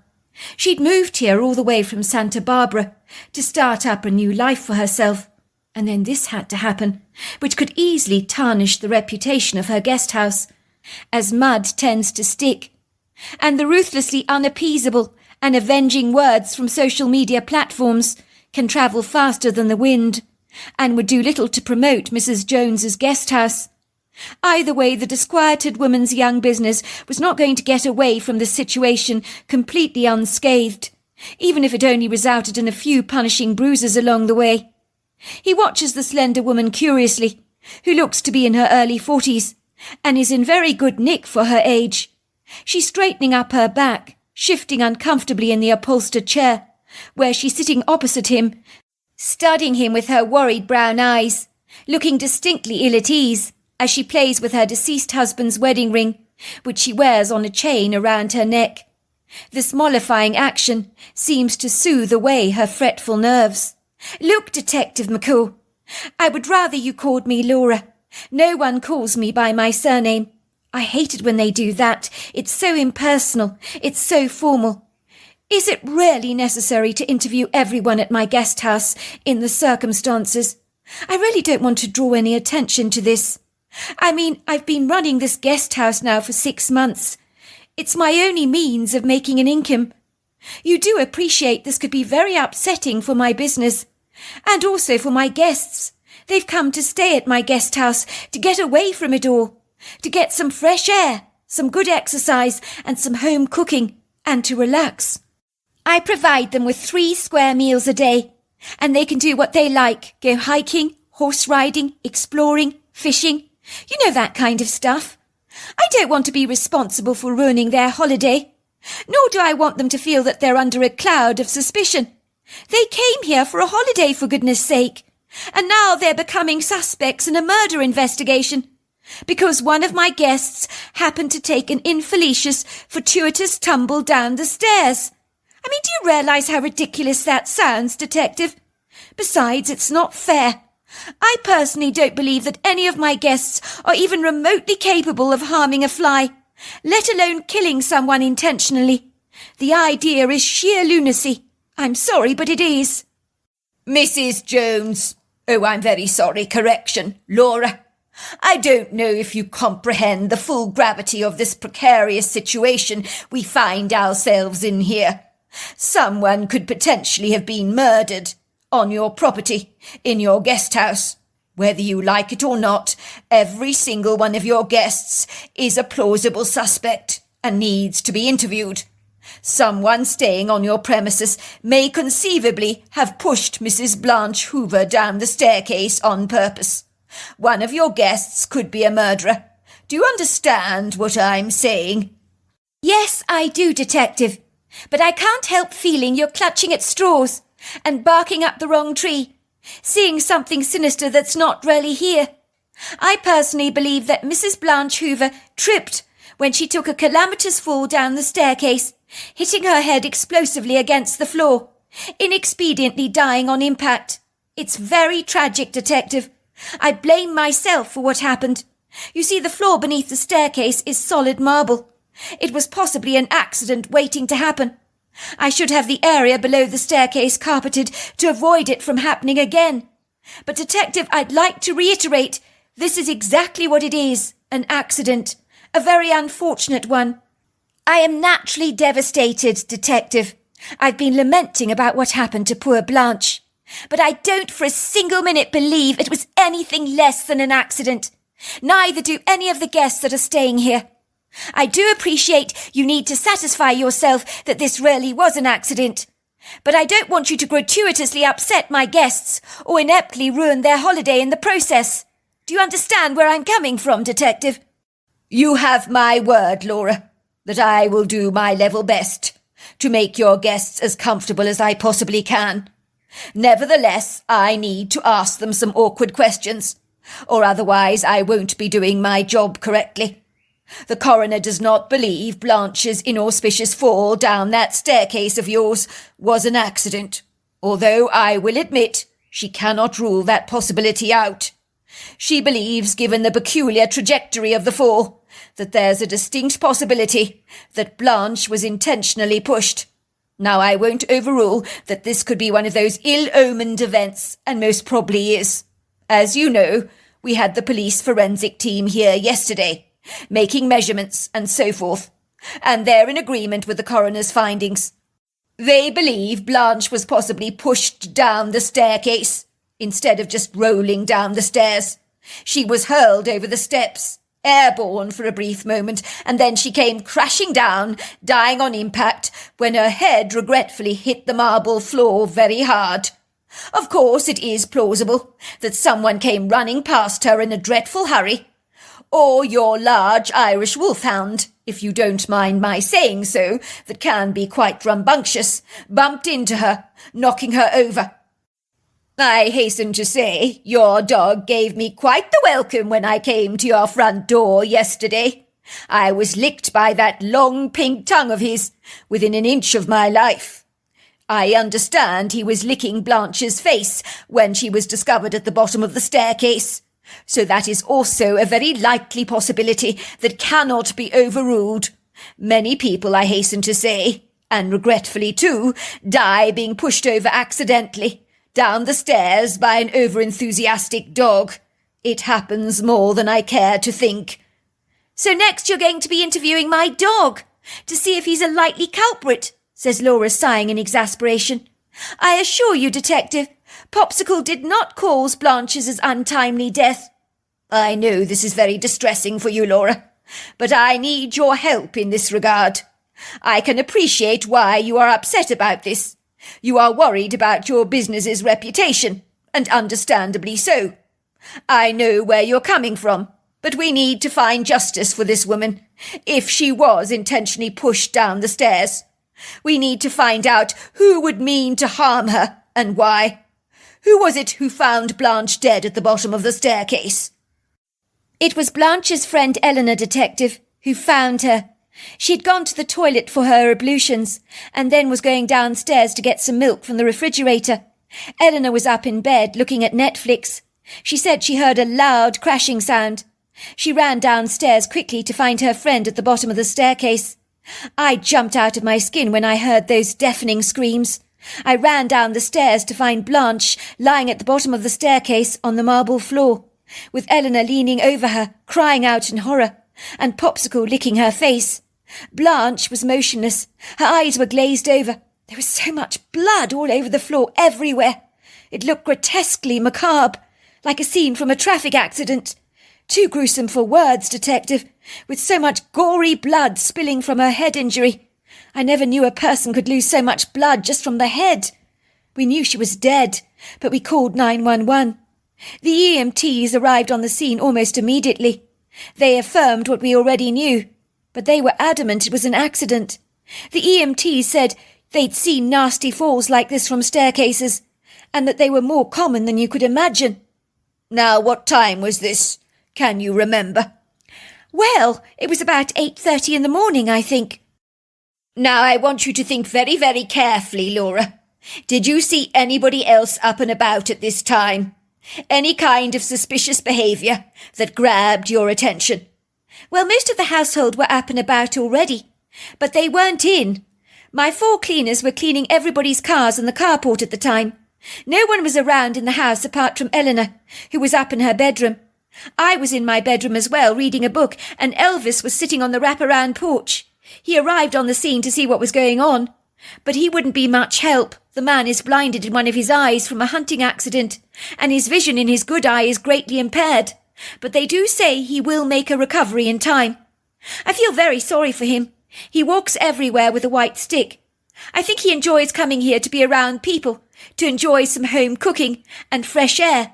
But he's harmless. He wouldn't hurt a fly. And as for Eleanor, she and Blanche were like sisters. Then there's me, Detective. I moved all the way from Santa Barbara, as I told you, to start up this business of mine, after my husband died from a massive stroke. I needed to get away from that life, begin again. And this I need, Detective, like a hole in the head. So you are saying Eleanor and Elvis were the only ones in the house at the time other than you? Were there others? I mean, how many people are staying at this guest house of yours? Well, my guest house is not full at the moment. There's Mr. Price, who is here with his 10-year-old son. They've come here to fish, so they're fishing at the lake. Well, that's what they were doing when this happened. They've been bringing back fish for everyone to enjoy with our evening meals. Those 2 are natural fishermen, let me tell you. Then there are the 2 Thatcher sisters, Maddie and Natasha, and they were out hiking at the time. They're the loveliest of girls. Natasha's a nurse, you know. She spends her life helping people. Then there's Mr. and Mrs. Peterson, and they were taking an early morning hike. They're charming, a very easygoing retired couple in their 70s from New Jersey. I assure you, Detective, none of my guests fit the profile of someone that is capable of murder. The idea is completely nonsensical. My guests are exceptionally congenial people. There were only 3 of us in the house when this happened. Detective McCaw physically frowns. He rubs a hand awkwardly through his dark hair, heedlessly pulling at a curl that is hovering over his ear like a stray tentacle. He twists it in his finger. Is there a possibility, he wonders privately to himself, that the coroner's thoughts regarding this accident were completely wrong, and Blanche really had taken a rather unlucky tumble? It was true, all the benevolent guests seemed benign, innocent people who had come to this guest house for a welcome break, to escape their lives in a busy city, and to enjoy some much-needed fresh air. Why would they want to harm Blanche? Detective McCaw knew he was rudely intruding in all these people's lives over something that was likely, very plausibly, an accident, but he had to make certain that this was the case. In his gut there was a deep stirring instinctive feeling that told him he was missing something here, but for the life of him he couldn't perceive or fathom what it actually was. It was likely he was going to have to close the file on this case, affirming it to be an accident. It was easier that way, but he needed to be fully satisfied that this was indeed the case. Detective McCaw did not like having to interview all the guests, but he had to find out if anyone had a connection to Blanche. But he suspected, as Laura had wisely pointed out, that he was clutching at straws. but he wouldn't be doing his job if he didn't ask all the uncomfortable, awkward questions that needed to be asked. Was it possible that Eleanor, who was Blanche's friend, had pushed her girlfriend down the staircase on purpose? Maybe they'd had an argument, and in an impromptu outburst of impassioned infuriation, she'd run after her friend and inadvertently pushed her down the stairs. In Officer McCall's mind, it was the most likely explanation. She was in the house, after all, at the time, and the first one to discover the deceased body of her friend. It was always the person that arrived first on scene. There was a particular interest in a police investigation. He'd need to interview Eleanor first, study her body language for any lingering signs of guileful duplicity, or eye contact that deliberately avoided meeting his gaze. Suffice to say, when the lugubrious young woman sat down before him, she clearly was traumatized by her girlfriend's death. It was difficult for Detective McCall to feel it was even remotely feasible that this young woman was capable of harming her best friend. Either that, or she was a brilliantly proficient actress, the latter which he thought exceedingly implausible and highly doubtful. And with the greatest of respect, this woman did not look the type of consummate, accomplished actress capable of winning any Academy Awards any time soon. In truth, Eleanor looked punctured and deflated by her grief, like a collapsed beach ball that had lost all its bounce. She slank awkwardly into the chair opposite the detective, her body looking like a crumpled rag doll. Her face was pink, blotchy and puffy. Detective McCall thought Eleanor was an unremarkable average woman, in her late 30s, with blonde shoulder-length hair and bloodshot blue eyes. She was sitting there with a box of tissues, blowing her nose all the time, looking dreadfully sorry for herself.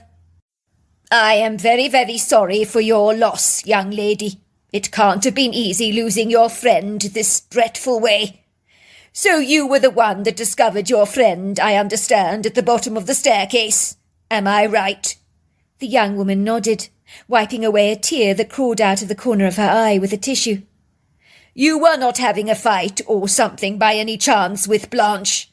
Did things possibly get out of hand in a moment of heated rage? Possibly you pushed your friend and she accidentally fell down the stairs. If this did happen, young lady, it would be best to get it off your chest. Living with the guilt can eat away at you. Believe me, I know all about that. I've been in this game for a long time, you know. Eleanor looked at the detective in horror, her jaw dropping open, her eyes growing round. How dare you, detective? What are you implying? That I murdered my best friend? Are you for real? Blanche and me, we were the best of friends. I'd never harm a hair on her head. For your information, I can't even remember the last time Blanche and I had an argument. I'm a Libra detective. We hate conflict and discord. Harmony is our mantra. So you didn't have an argument with her then? Of course not. We've been having a good time here. And besides, Blanche is very sad at the minute. The detective allowed Eleanor to talk, without much prodding. She seemed keen to unload her frustration onto anyone who was prepared to listen. I'm sorry, detective. I didn't mean to snap at you like that. I know you're only doing your job. In truth, I just don't understand it at all, she says, blowing her nose into a tissue. It's just so unfair. It really is. After everything that Blanche has been through. And now this. It doesn't make any sense at all. Who would want to push her down the stairs like that? It's nonsensical, detective. No one would want to hurt Blanche after everything she's been through, especially now. You don't suppose? She looked up at the detective with an alarmed look on her face. I don't suppose what? Asks the detective. That Blanche could have done this to herself, detective. I mean, thrown herself down the staircase to end her despair, to end her melancholia. I do not believe your friend threw herself down the staircase, as you suggest, based on the way she landed on the floor. How long have you known Blanche for? We were at school together. I've known her since I was 8 years old. She's been a single mother for the last 5 years. Her daughter was very sickly, you know, allergic to everything. She wasn't allowed dairy or anything like that. She was often rushed over to the hospital for severe allergic reactions. It was quite dreadful. Her daughter was so sickly, you see. And then this time, the poor thing, she didn't recover. Blanche's daughter died 2 weeks ago, Detective. She was inconsolable with grief, so I brought her here. I thought coming to this guest house would be a marvellous idea. It would be a welcome escape. And now this. I feel wholly responsible for what had happened. I mean, if I hadn't brought her here, she might still be alive. It's not fair. It's not fair. Why does fate have to land her such a cruel blow, Detective? Eleanor begins to unload her tears that spill down her face with a deep regret. I'm sorry, officer. I do believe this was an accident, but I promise you the people staying here, they're so nice, they've made us feel so welcome, and they would never want to harm her. But do you know of anyone in Blanche's own life who might wish to harm her? Well, the only person that I can think of is Blanche's ex-husband, but he lives in Guernsey now. It's the second largest Channel island, 30 miles west of Normandy in the English Channel. I know there's no love lost between the two of them, but the man is remarried now. He's got a child of his own and a new wife. Did your friend Blanche tell you why her relationship ended so abruptly with her husband? No, Detective. Blanche lived in the moment. She was one of those people that never looked back. The detective was beginning to believe that Eleanor was right. He interviewed all the people at the guest house, and there was no connection between any of them to Blanche. All 4 of the cleaners had been washing the cars in the carport at the time of the accident, so their whereabouts was accounted for. The only person who had crossed Blanche's path was one of the nurses, a young woman called Natasha, who rather reminded the detective of a doe. She had the most gentle brown eyes, and it would be hard-pressed to see the young woman ever harming a fly. So have you met Blanche before, Miss Thatcher? That's right, Detective. I only realised this last night, when I recognised her. Well, actually not last night, yesterday. The poor woman, she's always coming into the hospital in our hometown, over and over again, with her 8-year-old daughter. The child was very sickly, officer. I heard she died 2 weeks ago. It was a tragic story. Did you ever get to speak to the deceased, Miss Thatcher, while you were nursing? No. As I say so, I saw her around the children's hospital. Everyone knew who she was. The kid was always being brought in on multiple occasions for various sicknesses. I see, says the detective, stroking his moustache reflectively. But you never got to speak to her personally. Honestly, Detective, I may have. I really can't remember. I might have said something in passing, but I speak to so many children's parents. If I did speak to her, I can't remember. Natasha's story. I was so excited about this trip. Most people don't know that me and my sister Maddie are non-identical twins. We're very close, but neither of us tell people we're twins. Over the years, it's got exceedingly annoying, people asking us all those awkward questions about what it's like to be a twin. I think me and Maddie pride ourselves in our individuality, so we always kept the fact we were twins under wraps. People can see we're close, but to look at, we're incredibly different. I'm very glad about that. I'd hate to be identical. I could not imagine looking at myself every day in the mirror of my sister's appearance. It would drive me completely insane. I try to avoid looking in mirrors. People say I'm pretty, but for some reason I always see my flaws. I'll notice something about myself that I don't like. My father thinks it's because I'm a perfectionist. I'll notice the unfortunate spot on my chin, or the tired circles under my eyes, instead of seeing anything positive about my appearance. My sister is taller than I am, and bigger than me, but we've got the same straight hazelnut hair, with blonde highlights, and similar heart-shaped faces and brown eyes. But although you can see the likeness in the both of us, I don't think you'd be able to tell we were twins, and that's important to the both of us. Growing up, even my parents did not inform anyone who knew us we were twins, so it was our quintessential family secret. We became known as the Thatcher sisters, and my sister was the oldest. People assumed she was a year older than me, but in truth she was only seconds older than me. That was something we never shared with anyone. We both went to different schools so that we would be able to shine on our own merits, and we were grateful for that. Me and my sister always go on holidays together, and Maddie had found a guest house in the Blue Ridge Mountains where we could hang out for a week, where we could enjoy home cooking, the company of guests, hiking and exploring, as well as appreciating the exquisite mountain scenery. The journey to the location wasn't too bad, and thankfully the guest house wasn't hard to find. It was only 3 hours away from our hometown, so the convenience of the location was most welcome. I had never enjoyed travelling for a long time in a car, especially over long distances, so 3 hours suited me absolutely fine. Maddie was driving. She's much more of a punctilious driver than I am. We set off at 9 in the morning to arrive at the guest house in time for lunch. I had been working late shifts at the hospital, so I was absolutely exhausted, as working the hours that conflict with your natural biorhythms can really drain your energy and almost certainly pile on those extra pounds. Fortunately for me, I was a healthy weight, but let's just say many nighttime workers eat a lot more to keep themselves awake, to fight off those inevitable energy slumps.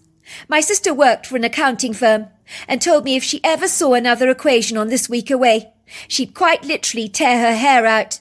The drive was incredibly pleasant. It was late spring, so the weather was agreeable.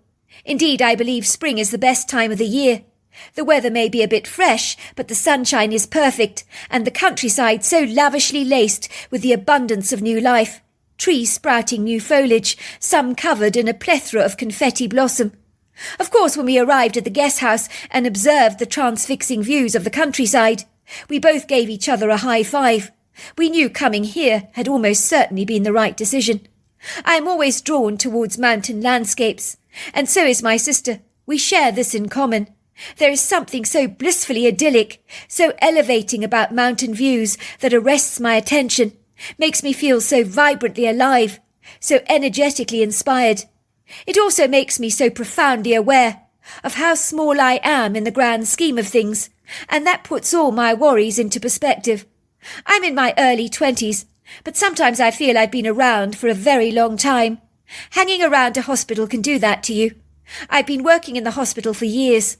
I see death and dying on a regular basis. It reminds me all the time of my own mortality, and that our time on this earth is not all that long. But there is a distinct advantage to these sobering revelations. It makes me want to take life like a bull by the horns and live each day to the fullest, appreciating every single moment and every second. When we arrived at the guest house and parked our car in the large parking bay, basked under the shade of some mature, rather stately-looking oak trees, me and my sister stayed in our car for a few minutes longer, drinking in the fabulous views. My sister was congratulating herself for finding this treasured place. Maddie was always discovering the most incredible holiday destinations for the both of us, and finding this treasure was no exception to this golden rule. The guest house was much grander than I had anticipated, but then in truth it did not come cheap. The week would almost certainly burn a sizable hole in our pockets, but then holidays were about splashing out, weren't they, and spoiling yourself. The guest house was a stunning Georgian house. It was 3 stories, painted in a crisp white colour, that looked so perfect against the viridescent countryside, but its formal facade was made all the more relaxed and homely, with the addition of tumbling scarlet roses weaving themselves over the front door and across the front wall.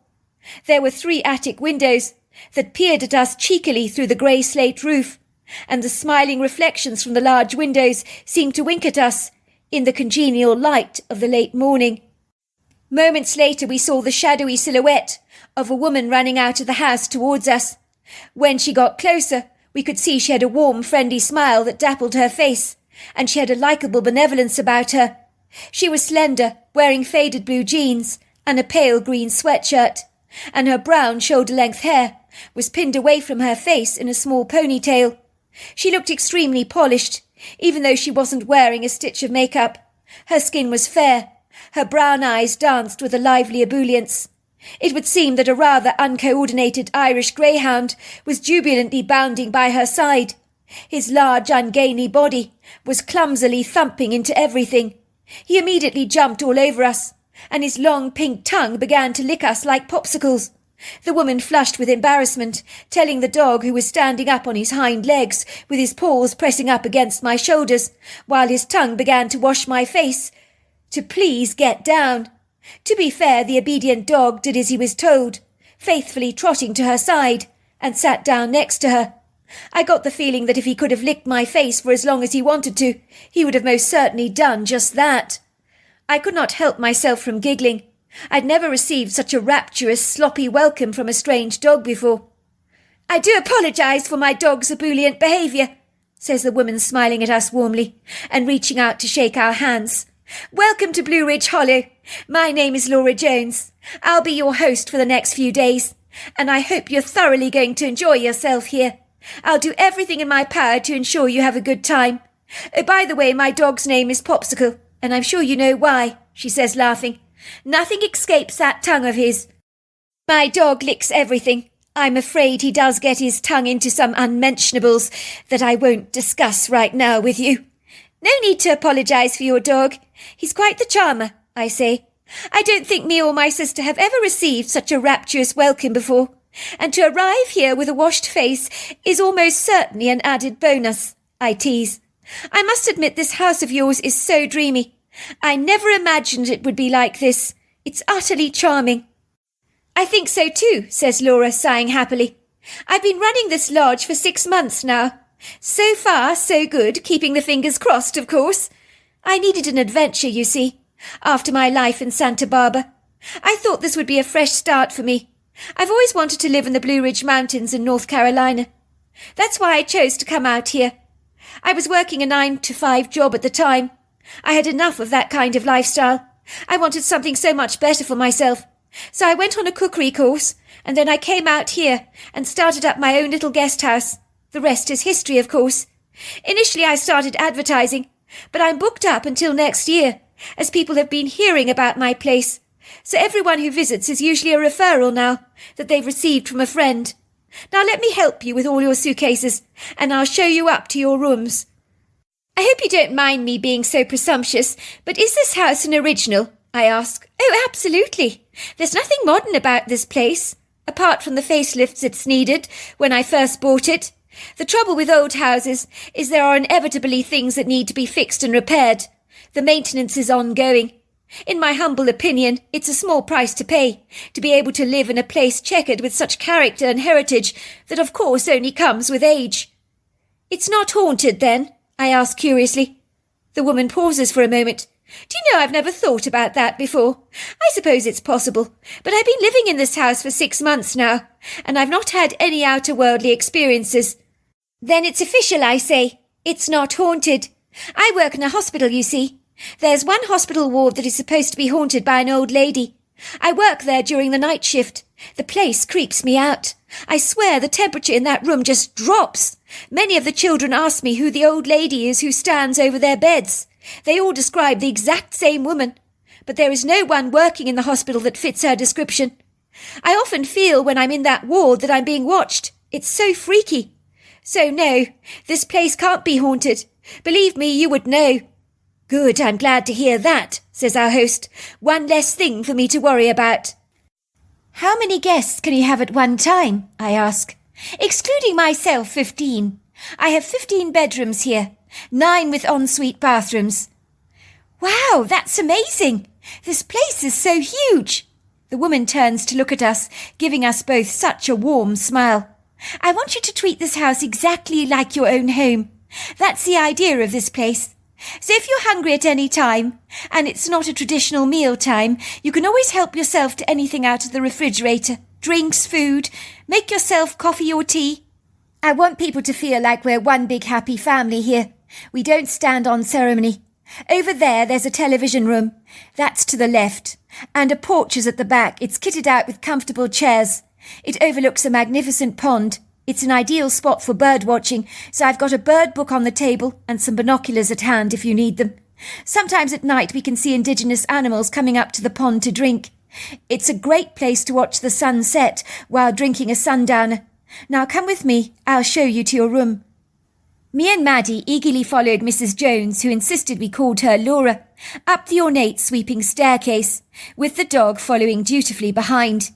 It would seem the larger-than-life Irish wolfhound Popsicle seemed to be glued to Laura, like superglue, following her everywhere she went, like her shadow. I was to learn later that the dog had been devoted to her husband, but after he died he became unusually protective over Laura, almost as if her husband had told him that he was the man of the house now. It would seem Popsicle took that responsibility on board, and very seriously indeed.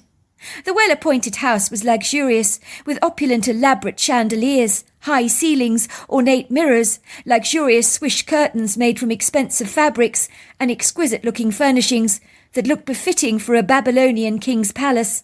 The expansive, glorious marble floor we'd been on moments before led up the sweeping staircase, so we found ourselves on the second floor, and were led to a white door with a gold plate on it which read, "The Peacock Suite." "This is the Peacock Suite," she told us. "It's because of the flamboyant colour scheme in the room, the rich greens and blues that you find in a peacock's feathers." She opened the door and I audibly gasped. I've never stayed in a more lavishly appointed, resplendent, ritzy room that you would expect to belong in a royal household. In central focus in the room was a large marble fireplace and a magnificent, rather stately-looking carved king-sized antique four-poster bed that was lined with emerald green curtains and a matching green plushy bed cover, adorned with a plethora of blue, green and gold cushions. There were plush, heavy gold curtains lining the windows that draped elegantly and skimmed across the floor, and a luxurious blue, gold and green designer carpet that caressed the gleaming oakwood floor. It looked like it had been especially created and designed for the room. There were rich, vibrant oil paintings on the walls that proudly boasted panoramic impressions of the local countryside, featuring views over the Blue Ridge Mountains. There were swanky upholstered chairs, a glass coffee table, serenaded by a large bowl of fruit, and a very prim writing desk. The pièce de résistance was the ensuite luxurious bathroom, where there were white fluffy towels and expensive Crabtree and Evelyn miniature shampoos and soaps. "This place is like a palace," I said to Laura. "I feel as if I'm staying in a bedroom in Downton Abbey." "Are you sure that I'm not?" I tease. "Well, you aren't, but I'm glad you like it. When you finish packing, come downstairs to lunch. It's being served at 12:30. You're the last guest to arrive for the week, so everyone is very eager to meet you. If you're thirsty, there's some homemade lemonade in the lounge. Just help yourself." "How do you keep the place so spotless?" I ask incredulously, as my eyes spin appreciatively around the polished surfaces and the gleaming furniture that look as if dust has never known any opportunity to harvest itself here. "I have help. 3 cleaners come in every morning to clean up after the guests, and 1 who lives on the premises full-time to help me with dinners and cleaning. It works rather well. It's a big place, you see. I couldn't manage it all on my own. I'll see you downstairs in a moment then." "Wow, what can I say?" I said, looking at Maddie startled. "You've excelled yourself, sis. More than excelled yourself. This place is incredulous. It's outstanding. It reminds me a little of Downton Abbey, in the middle of the American countryside. I'll say this, that Laura Jones has got tons of style. Do you think she had any help doing up this place? You know what? I don't. I think she had her heart set on this dream. She recreated it. I think the woman's got a natural artistic flair, something you just can't get from a random interior designer course. I think she instinctively knows how to marry things together. It's quite a skill, you know." "Good on her, picking up all the pieces after her husband died," I said, "and starting up this guest house. It couldn't have been easy for her. Many people, when they lose someone they love, they fall apart. But after her husband died, she reinvented herself, went after her dreams. I admire her for that." On our first day at the Blue Ridge Hollow, we were introduced to all the guests, who were all seated around the dining room table. I was introduced to a very likeable character called Elvis, who was blind in one eye, and the other eye was cloudy due to a gunshot injury. I didn't ask him what had happened to him, but he claimed his vision was beginning to improve, and he was starting to see shapes. Then there was a retired couple, who were very friendly towards us, along with a father and his son. He told me he was divorced, and so when his son came to stay with him a few times a year, they would go away together on fishing retreats, and they had come to stay at the Blue Ridge Hollow to enjoy a spot of fishing. I was to learn that father and son were natural fishermen, based on the amount of fresh fish they kept bringing back to the house, which was exceedingly impressive. It was when I saw the 2 women, who were both friends, that my blood turned icy cold. I recognized the woman Blanche straight away from my own hometown. I knew exactly what she'd done. The woman was evil to her core, and she was on this holiday with us, just sitting there so nonchalant, as if butter wouldn't melt in her mouth, after everything that had happened. that she was likely all responsible for. It made me want to run over to her and literally beat her to a pulp. In truth, I would never have done anything to harm her, but having her presence around the table did rather ruffle my feathers. Ostensibly, I had to hold it together, and nodded politely to everyone, and sat down at the meal to enjoy the luncheon, which was absolutely delicious, but in truth I barely noticed the taste of anything. What the hell was Blanche doing here at Blue Ridge Hollow? I had in mind that if given the opportunity, I would confront her with what I knew. I wanted to hear her admit it. I would tape her confession surreptitiously and hand it over to the police. That woman deserved to be locked away for a very long time. Or at the very least, I wanted to hear her confess, to confirm what I already knew, as did most of my colleagues. Maddie looked at me with a bewildered expression on her face when we returned to our bedroom after lunch. We were going to get dressed to go hiking, as we'd decided to take a walk in the countryside. "I noticed you were very quiet over lunch. You barely said a word," she says, looking at me. "That's not like you at all. I notice you left half your food on your plate. Is something upsetting you?" I sat down warily at the end of the bed, putting on my walking boots, releasing a sigh. I know one of the women staying here," I say, leaning down to tie up my shoelaces. "Who?" says Maddie, looking at me. That woman called Blanche. You never said." I don't think she recognised me, but I know exactly who she is. I'd know that face anywhere. She was like a fixture and fitting where I worked. "Why do I think I'm not going to like what you're about to tell me?" my sister says obsequiously.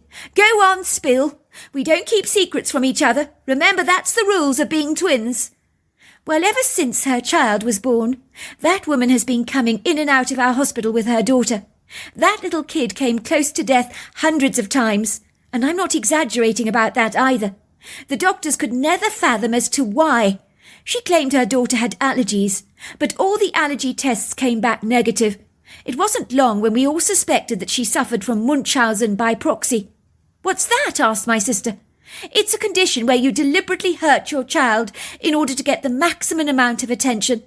The mother would do things to the child to cause real harm in order to call 911 and create the maximum amount of drama and sympathy for her plight.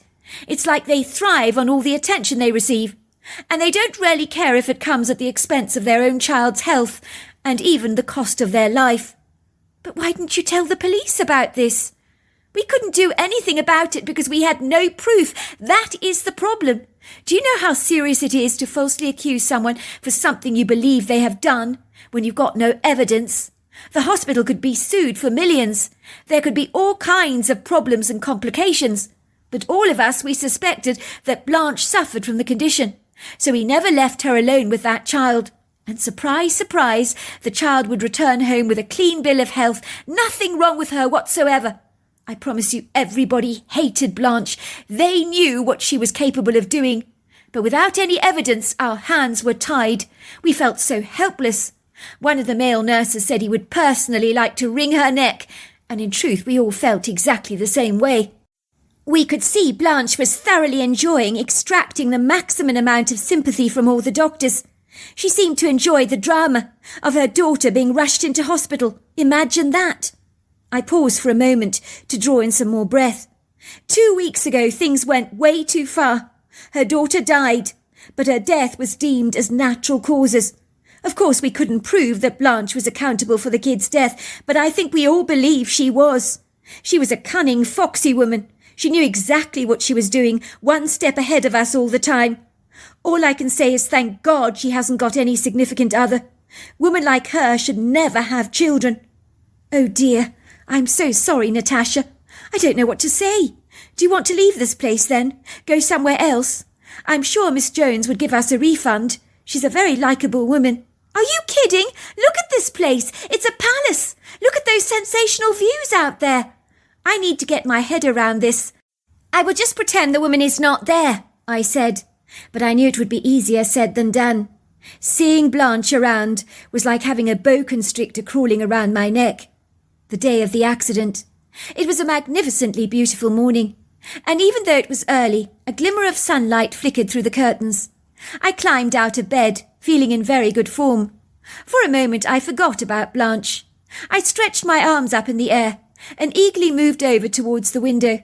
I pulled back the curtains, gasping at the sparkling countryside as the viridescent greens twinkled back at me through the window, and the soft dew-speckled grass almost shone in the morning light. I nearly did a double take as I could see a dark figure moving towards the trees. It was shaped like a human being, very large even from this distance, and was covered in long flowing dark hair. And for a brief moment it stood up tall and erect and studied the house.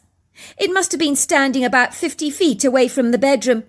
I know it sounds crazy, but its eyes seemed to look directly towards my window, as if the creature knew I was looking at it. I was so astonished I took a step backwards.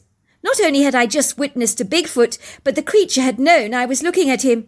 How was that remotely possible? He couldn't have been able to see me clearly through the window. I moved towards the windows again to have another quick peek.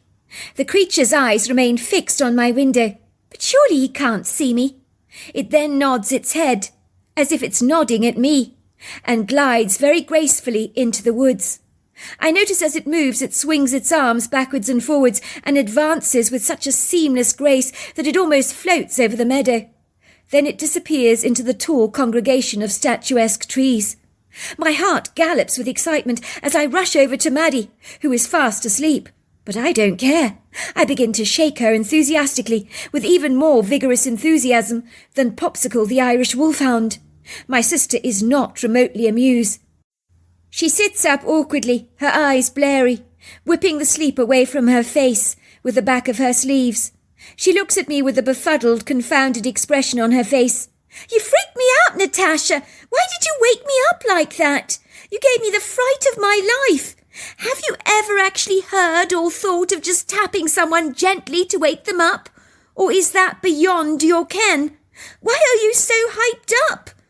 I could barely find the words. They were tumbling out of my mouth in a jumbled heap, like the coins in a gambling machine. "When you hit the jackpot and all the money comes rushing out." "What did you say?" says Maddie, looking at me with a frown. "I can't hear a single word, Natasha. Please slow down. Your words are barely audible. Why do you need to speak so fast?" "I've just seen a Bigfoot. 50 feet in the meadow, 50 feet from our bedroom. He stood there. He was staring right up at our window. I don't think he could see me, but I think he knew I was watching him." Maddie looks astounded. "You saw a Bigfoot?" Without thinking, she darts hurriedly to the closet and throws on her clothes. "We've got to find him! I can't believe this! You saw a Bigfoot!" The two of us, with an unbridled enthusiasm that knew no hope of restraint, after having dressed at lightning speed, hurriedly bolted down the sweeping staircase. We exited the house like two eager bullets, making a precise trajectory towards the woodland trail. I show my sister exactly where I'd seen the Bigfoot, and we begin to hurriedly trail it through the large assembly of trees that welcome us warmly as we enter this congenial sanctuary. The woodgrove is magnificent at this time of the morning. I realise to my bitter disappointment that the shoes I'm wearing are exceedingly inappropriate for our adventure. Like a complete idiot, in my haste to get moving, I'd failed to put on my customary walking shoes, and in this woodland oasis, embraced by uneven, irregular, craggy, rugged terrain, and rocks jutting out of the soil precariously, I could end up getting into real trouble, especially on some of the muddy spots where I was already slipping in my shoes. "I have to go back to the house," I told Maddie. "You stay here. I know where to find you. If you keep very still, who knows, you might actually see the Bigfoot, but I won't be long." Maddie made an appalled face.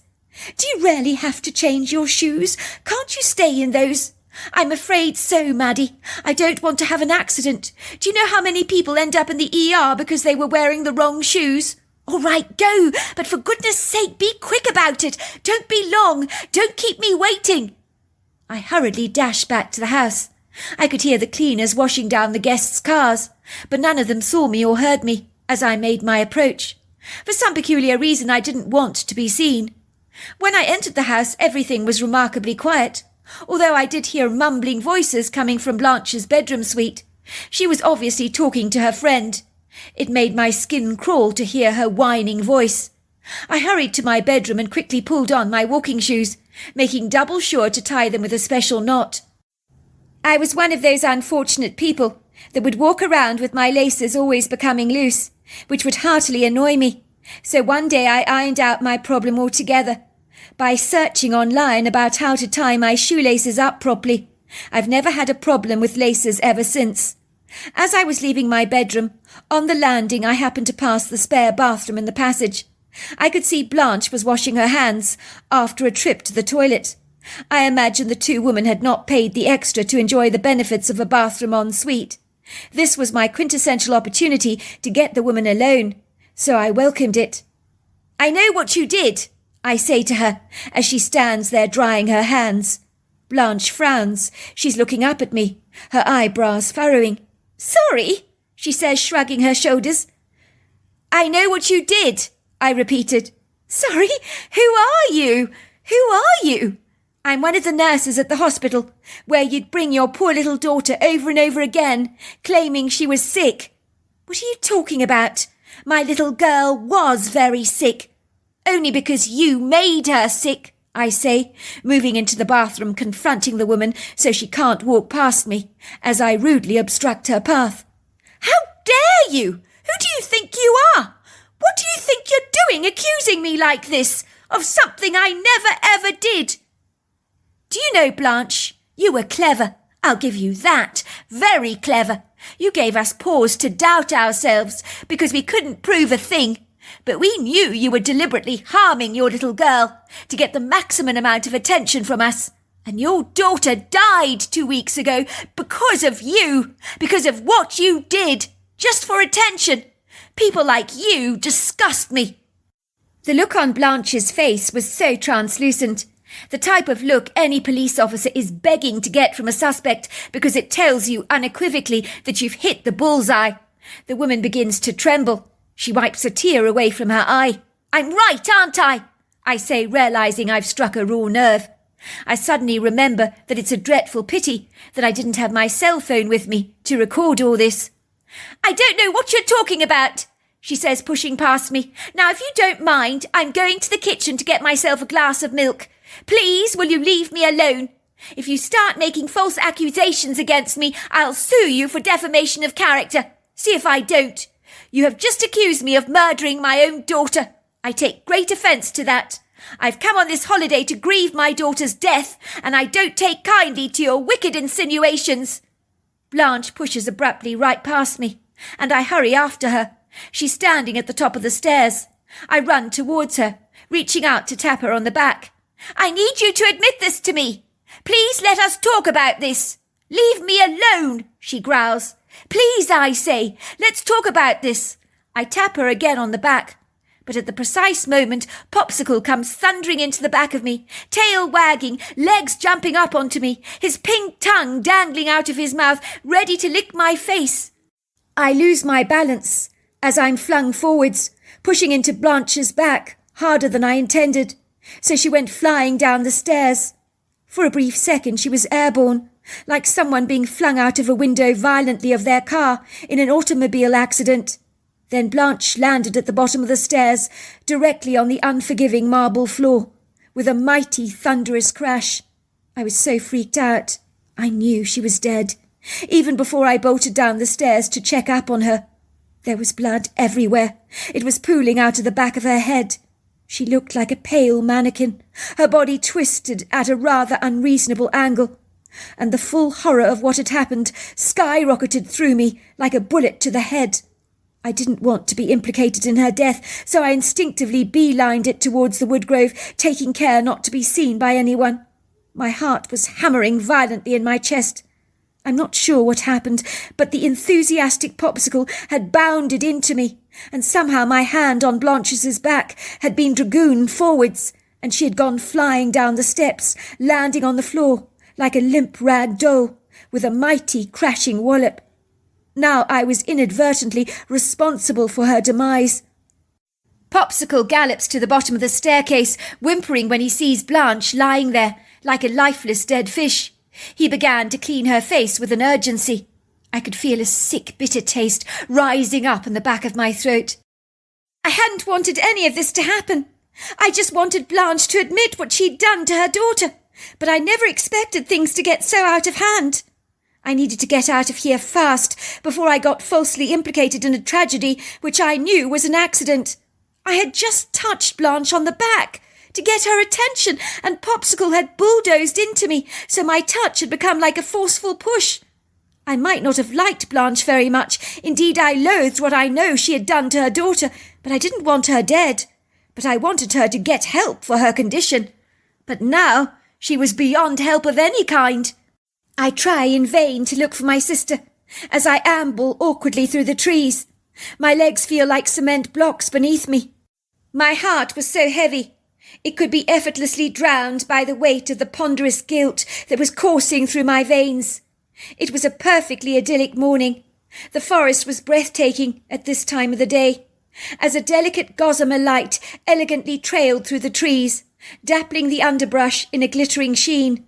Many of the trees, some deciduous, boasted new leaves. Some wore on their boughs pearly, almost opalescent blossoms, as though draped in hundreds of delicate pearls, while others were proudly evergreen, gloating in their verdant grandeur, but all of them congregated together in a clustered group like congenial giants, and I felt as if they were watching me, whispering among themselves, almost as if they were privy to what I'd done, as if the woodgrove itself could read my heart.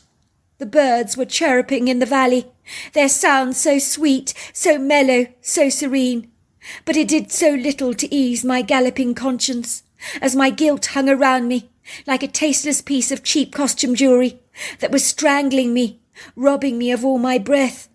I wanted desperately to find my sister. I needed her now more than ever, but I'd lost all sense of my bearings.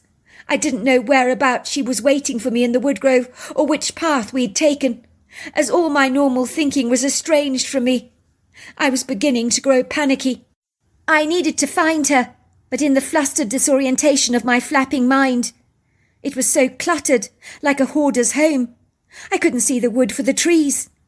I began to blindly navigate my way, precariously, deeper and deeper into the woodgrove. The heavy sobs, emanating from the back of my throat, sounded like a bullfrog's croak. I don't even know where I was going, but my disorientated confusion became my navigating compass, and my foggy, clouded thoughts became my road map. I was heading down the wrong path in pursuit of my sister, and I didn't even know it. I don't think I had any concept of the time at all. Time seemed to have just run away from me. I think there were moments I was so bleary that I'm not sure I was even completely aware of my surroundings. It would seem moving my body ever forwards had a stoically calming effect on my mind. The woodgrove seemed to go on forever. I found myself caught up in a treacled maze of my own confusion. I could not contain the overwhelming pressure of my emotions a moment longer. I became like a storm cloud, so full of water that finally I had to burst, as the tears bounded down my cheeks like pelting raindrops, and there was no way of suppressing them, try as I might. Instead, I wiped them away with the back of my long-sleeved sweater, and my nose was also engaged in this incessant weeping. What the hell had I done? I knew Popsicle had bounded into me, had caused me to involuntarily push Blanche down the stairs. But if I confessed to any of this, I could potentially go down for murder, or even be imprisoned for involuntary manslaughter. Who would believe my account anyway? No one was witness to what had actually happened. If they had been, they would unequivocally know it was an accident. They would see that I had never intended to harm Blanche. But I certainly had a motive to kill her, for many, knowing what she had done, would have been tempted to push her down those stairs. But I would never willingly have harmed anyone. If I saw a female praying mantis, for example, eating its partner, I would not stand back and watch that happen. I'd separate the creatures from each other to save the male praying mantis. That was me, the peacemaker. The haunting image of Blanche lying on the floor in a pool of her own blood back at the guest house kept nudging my mind, reminding me to review the footage over and over again, as if it would never, ever stop. I wanted to scream at my own thoughts, reprimand them, tell them to shut up. But the more I tried to abandon them, Like a tenacious weed, they kept bounding back into my mind, refusing to offer me any respite. I could hear a whispering, accusatory voice filter into my head saying, "Look what you've done! Look what you've done! Look what you've done!" I could hear the friendly sound of water riding over rocks somewhere in the woodgrove, and I scrambled towards the sound, like a hungry bee, looking for some flowers to pollinate.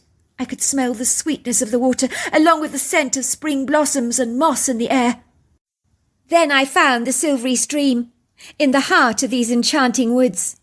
The sound of the vociferous white water, spiritedly galloping over the sculptural contours of the rocks, beating them so hard into submission, was an agreeable background noise to listen to. It brought me a measure of comfort, like a band-aid, over an open cut that completely cushions the blow. I moved over eagerly to the water, getting down onto my hands and knees, washing away the stain of my tears. It was so cool and refreshing against my face.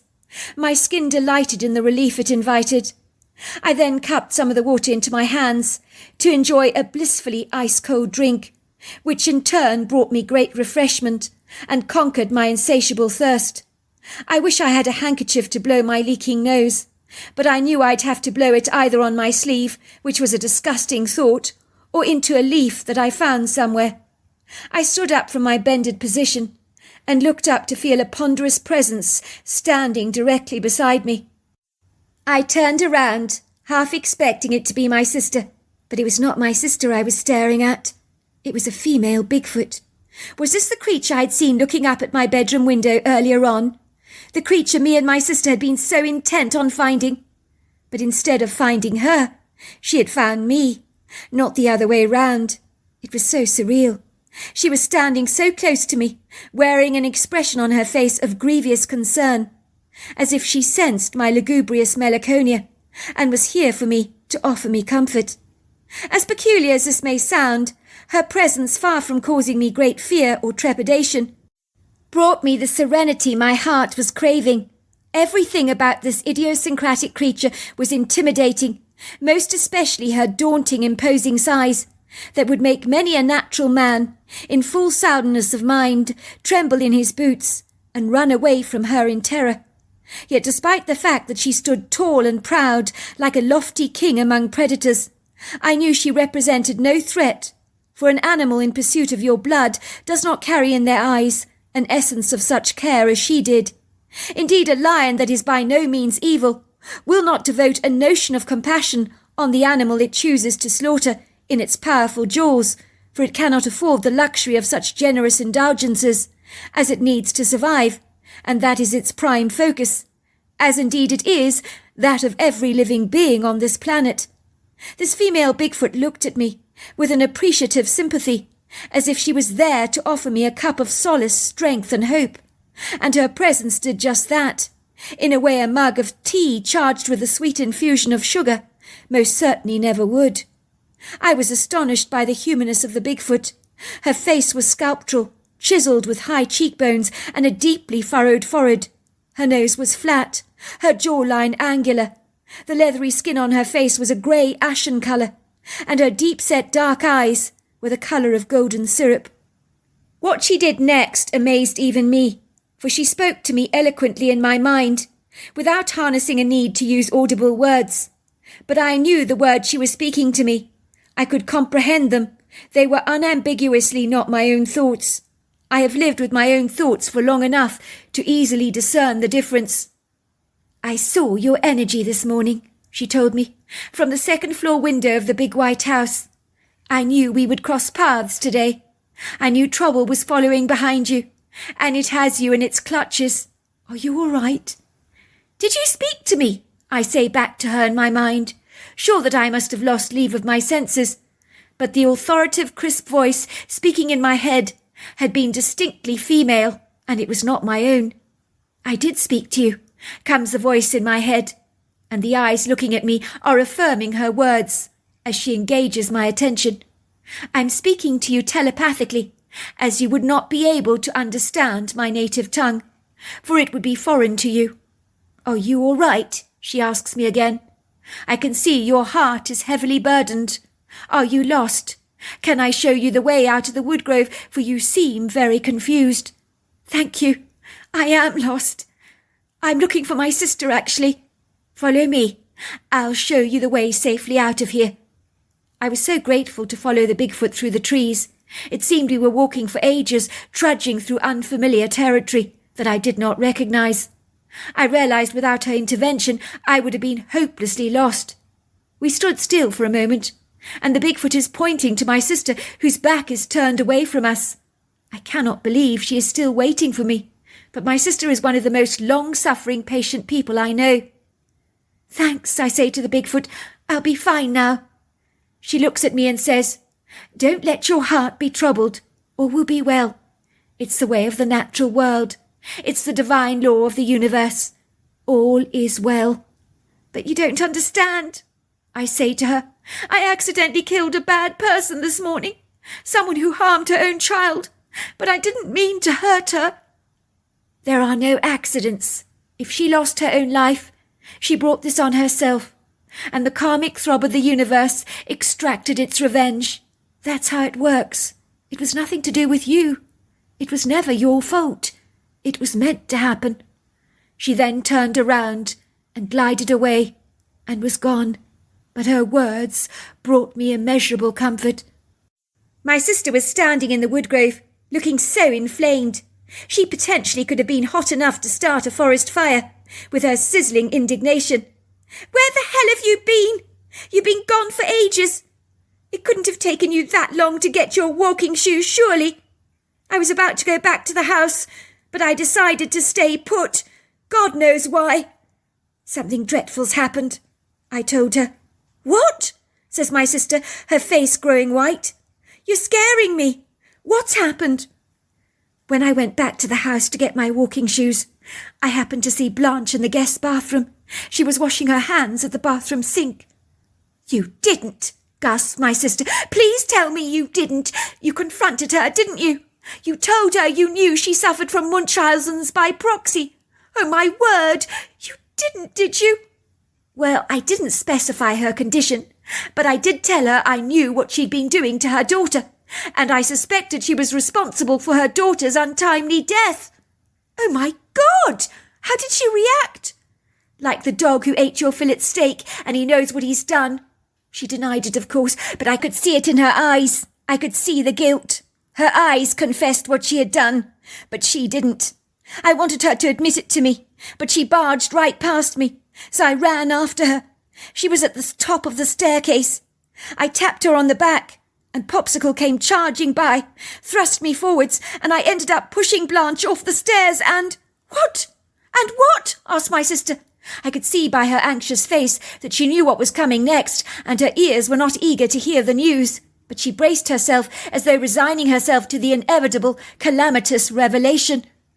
She was flung down the stairs, hit her head on the marble floor. When I got to the bottom of the staircase, she was dead. Oh, my God! She's dead! Are you kidding me? She's dead! I'm not kidding you. I'm so scared. What should I do, Maddie? What should I do? The main thing we need to consider is, did anybody see you?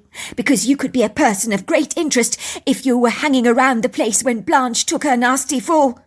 No, I don't think anybody saw me. Good.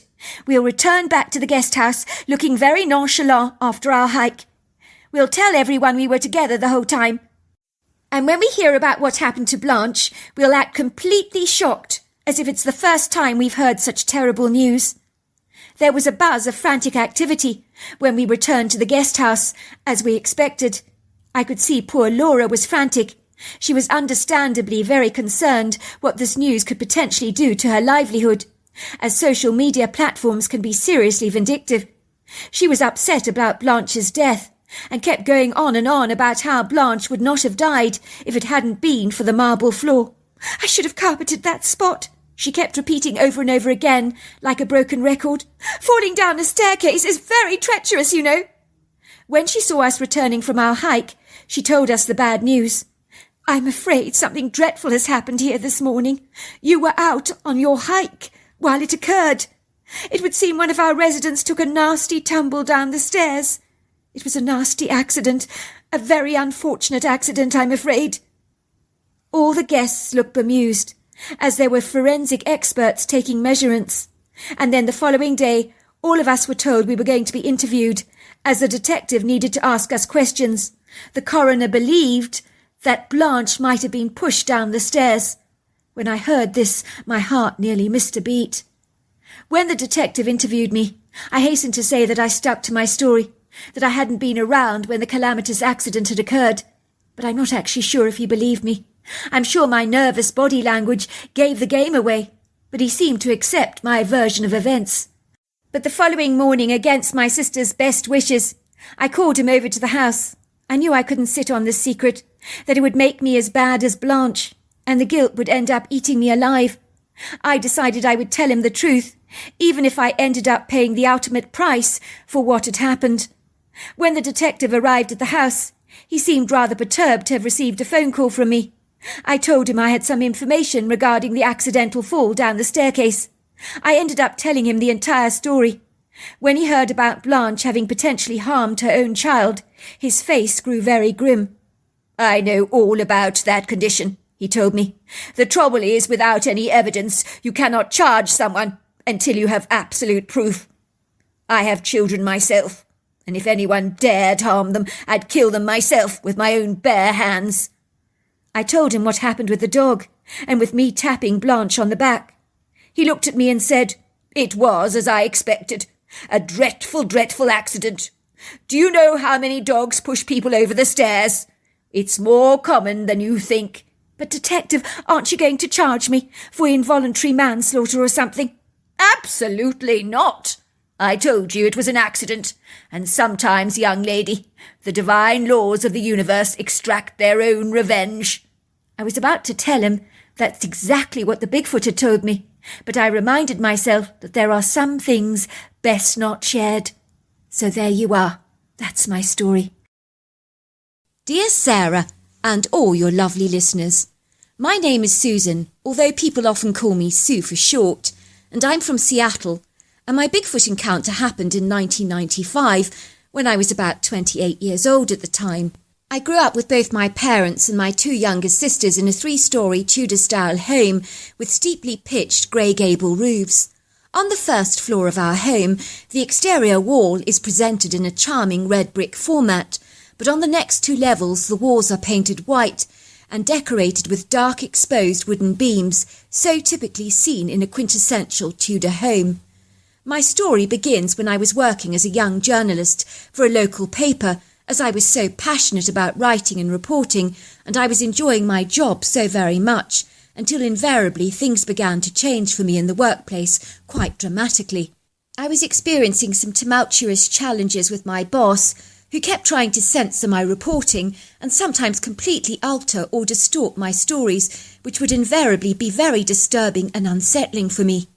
I became increasingly frustrated because I wanted to report what I had witnessed and observed on a scene worthy of news reporting. My boss had very stringent ideas and remarkably strict rules about what I could say and what I couldn't say. It was like I was expected to spoon-feed the public, as they clearly weren't big enough to handle the facts of a case, which I thought was absolutely ridiculous. I wanted to write from my heart with eloquence, depth and empathy, but such brutal honesty was being actively discouraged by my boss. This invariably would lead to vocal disputes in the office, where I would express my extreme outrage at all this blatant censorship, which I felt was morally wrong and reprehensible.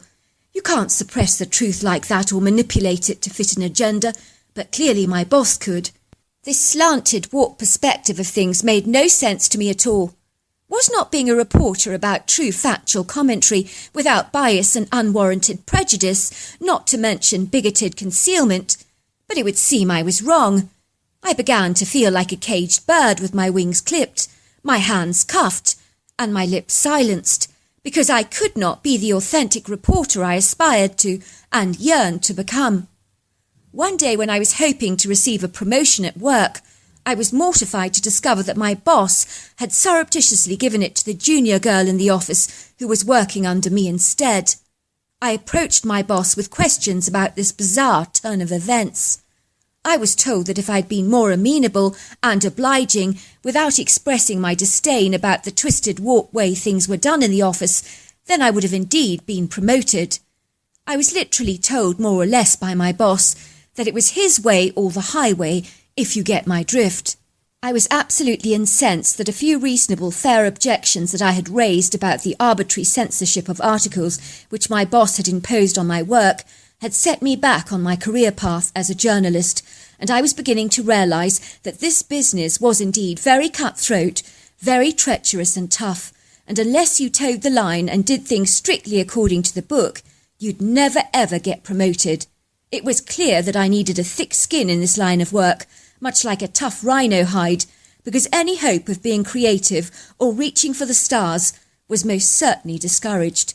I felt so enraged, cheated and disappointed that Friday afternoon that I decided to take a drive to an area of national forest, which was an hour's drive outside Seattle, that I knew very well. As a young girl, I'd camped out in these woods on many occasions with my entire family. I was well acquainted with them and knew the general layout of them. Well, at least I thought I did, like the back of my hand, but I was soon to realise how wrong I was about that. I made two very big mistakes on this occasion, and that was failing to tell anyone where I was actually going, and secondly, I only took a bottle of water on my hike with me, and nothing else.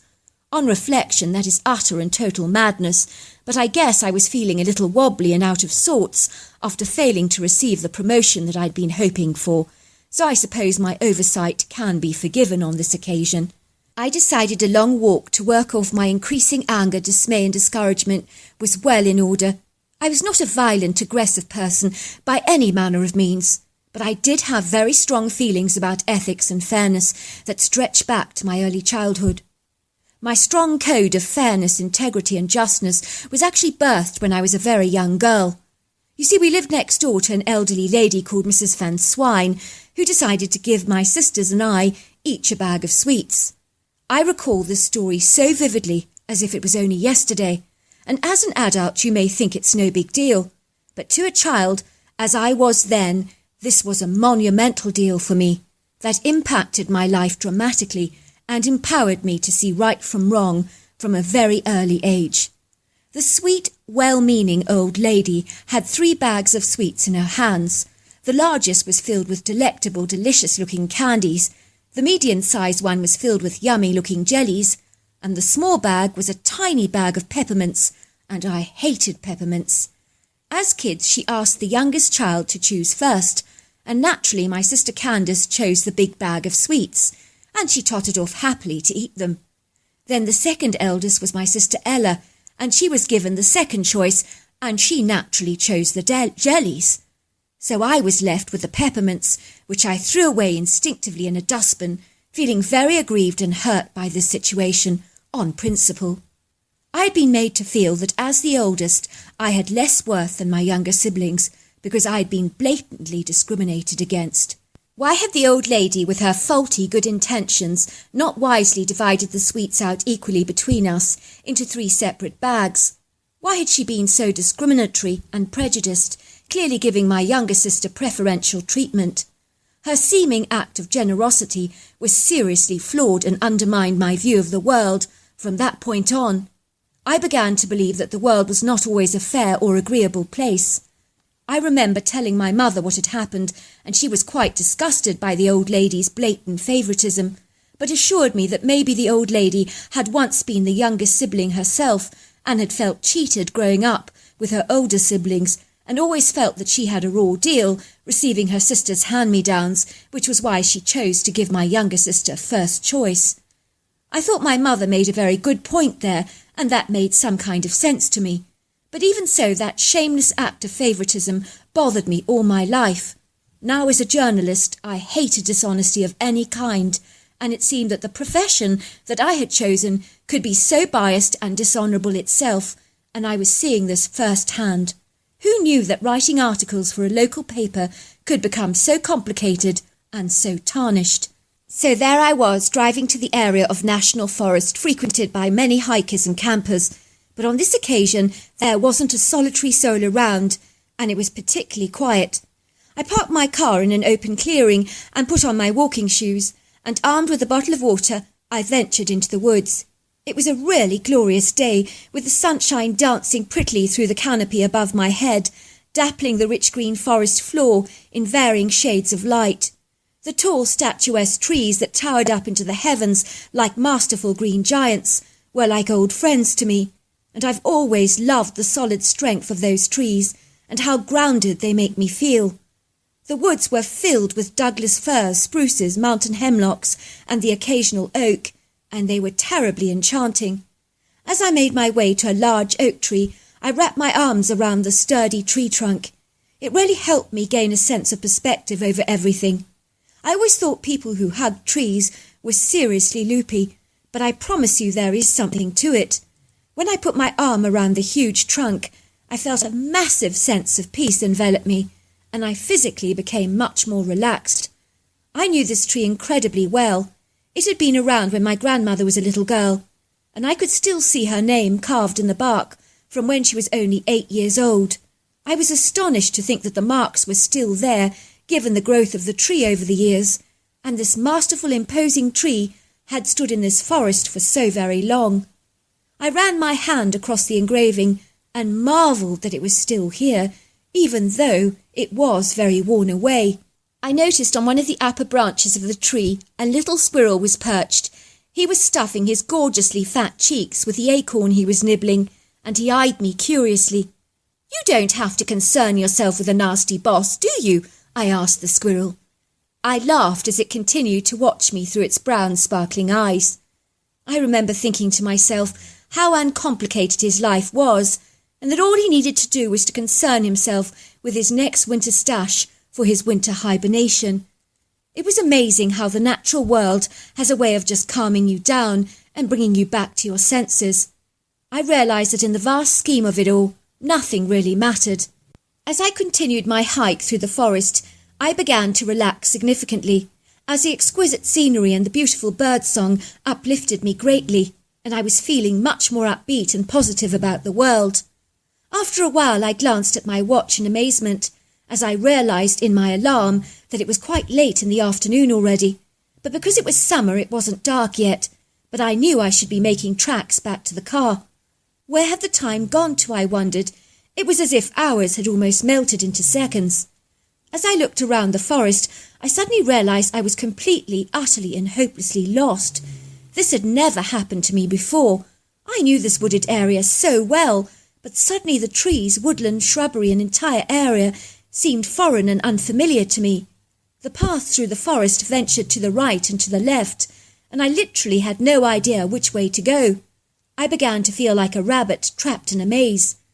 I decided to take a right turning and hoped with all my heart it would lead me back the way I'd initially come. But the more I walked along the course, the less familiar it became, and I realised in horror that I was way off course and that I was really well and truly lost. How on earth had this happened? I thought I knew the wooded area well, but I obviously didn't. Darkness rolled across the valley, and the sounds of crickets, frogs and owls began to welcome in the dusky night, with the early announcement of the bright full moon and a scattering of silvery stars that made their presence known. Much of the bright light was blocked out by the wooded trees, but luckily it still offered ample enough light for me to see my immediate surroundings, but it was too dark for me to even try and find my way out of the woods. I was so angry with myself for entering the woods so unprepared. My father had always taught me to go hiking with 2 days' supply of food and drink, matches, a flashlight, compass and a light blanket, and he told me that way you could be prepared for every emergency situation. But had I listened to him? No, I hadn't. He always warned us about the possibility of getting lost. In my father's youth he'd once been a forest ranger, and he always had one vital rule, which he called Rule Number 1, which was never under any circumstances to ever panic. He believed that anxiety could be your most grievous enemy, and I was certain he was right about that. How often had I heard of stories of people dying out in the woods when they were so close to the exit? I wonder how many allowed panic to unhinge them, causing them to completely lose focus. I could not allow that to happen to me this night. I tried to calm my rising anxiety, as I realised I'd be spending a night out here in the woods, So I set myself up in a little clearing, surrounded by a dense thicket under a tree. I envisaged that it might keep me hidden from a potential predator, and I also retrieved a large piece of timber to use as a makeshift weapon should I need to defend myself. It was a beautiful, peaceful night, and before long I fell fast asleep. I was awoken to a strange noise that sounded like people talking gibberish and engaging in a long animated conversation of some kind.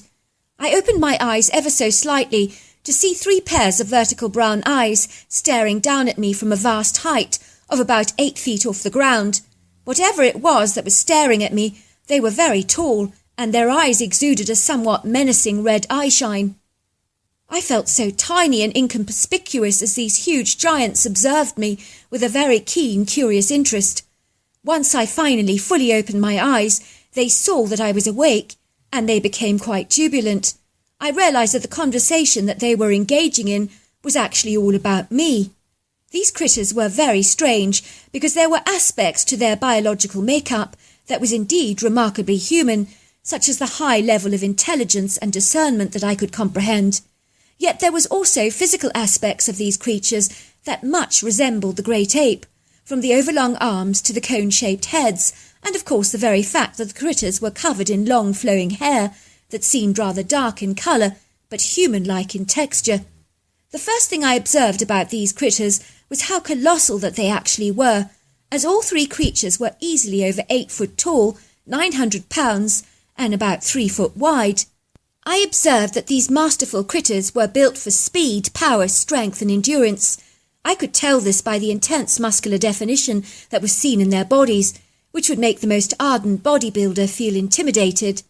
I stared up in awe at these ape-like humanoids, with a mixture of horror and adulation at the same time. The first thing I thought was that they were going to harm me or kill me, but I soon realised that that was not the case, which immediately calmed me down and was very reassuring. On the contrary, these critters seemed perturbed about my strange presence in the forest, and I believe they were discussing what they should do about me. They seemed concerned and worried about my safety, and seemed to assume some kind of responsibility. I rarely comprehended and ascertained that they definitely knew that I was lost and somehow stranded, and they were definitely desirous to help me in the circumstances, which I thought was utterly extraordinary, and believe me, I knew I could do with all the help that I could get, even if it came from an unlikely source.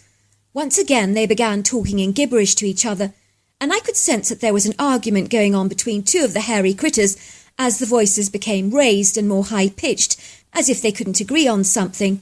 They went on for a very long time, until 2 of the critters went away, leaving one behind, whom I realised they had posted there to watch over me as some kind of centurion on guard duty. I know it sounds preposterous and ludicrous, but these hairy humanoids made me feel incredibly safe and secure. I was now not so afraid of any predators in the woods, because I knew I was being watched over by these extraordinary creatures, and I knew I was being valiantly guarded, and that enabled me to drift into a comfortable sleep. I woke up to find one of the creatures poking me with a finger and handing me a pile of berries and a couple of apples, which he had placed in a hollowed-out piece of bark, which was shaped like a bowl. I ate gratefully as I suddenly realised how hungry and thirsty I was, and I was grateful to be able to moisten my mouth with the juices from the fruit. After drifting off into a deep sleep again, I was awoken to the sound of the hairy humanoid or centurion on guard duty, who was watching over me carefully, and he was unleashing the most horrifying growl. I woke up with a start, feeling very rattled, and my hair stood on end in terror because the sound was so intimidating and alarming. I've never heard a sound like that before. And then I saw it. It was a very big, impressive-looking mountain lion that had been sniffing around me with a very keen interest. I know that sightings of these creatures are not common and are rare in this part of the world, so it was typical that this creature was sniffing around me at this time of the night, and he was interested in me too. Talk about luck. The large hairy humanoid lunged towards the mountain lion with a very aggressive growl, curling back his lips, and the mountain lion, with a look of terror on his face, darted away as fast as he could, letting out a little whimper. I realised that the creature watching over me and his kind were, without question, kings of the forest. I think they could so easily have taken down a bear without breaking a sweat. It would seem there wasn't an animal out there that wasn't intimidated by them. Why were they looking out for me? I couldn't imagine, but I knew that if they hadn't protected me that night, things could have turned out remarkably differently. The following morning I awoke to the sun filtering through the trees, but looking around the forest I had no idea where I actually was. I was as lost and confused as to my whereabouts as I had indeed been the day before, but help came my way because the hairy critter who'd been guarding me during the night beckoned for me to follow him.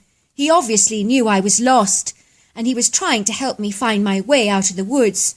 To my amazement, he guided me to the open clearing where my car was actually parked, which I think he assumed was mine. I mean, I ask you, how clever is that? He guided me through such a quick route that within 30 minutes I was back at my car. I couldn't believe the intelligence of this extraordinary creature, and how they'd looked out for me in my moments of greatest vulnerability, and how they'd kept me safe and led me out of the woods the following morning, back to safety.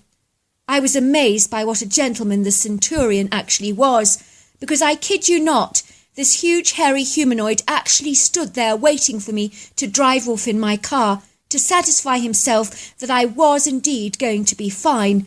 When I drove away, I realised how remarkably lucky I was to encounter such a fabulous, unusual and extraordinary creature. But for many years I wondered what these strange hairy humanoids actually were that I encountered in the woods that day. I never told anyone about the strange encounter because working as a journalist you cannot believe how cynical, sceptical and scoffing a team of journalists can be. They're the most cynical, I can tell you that.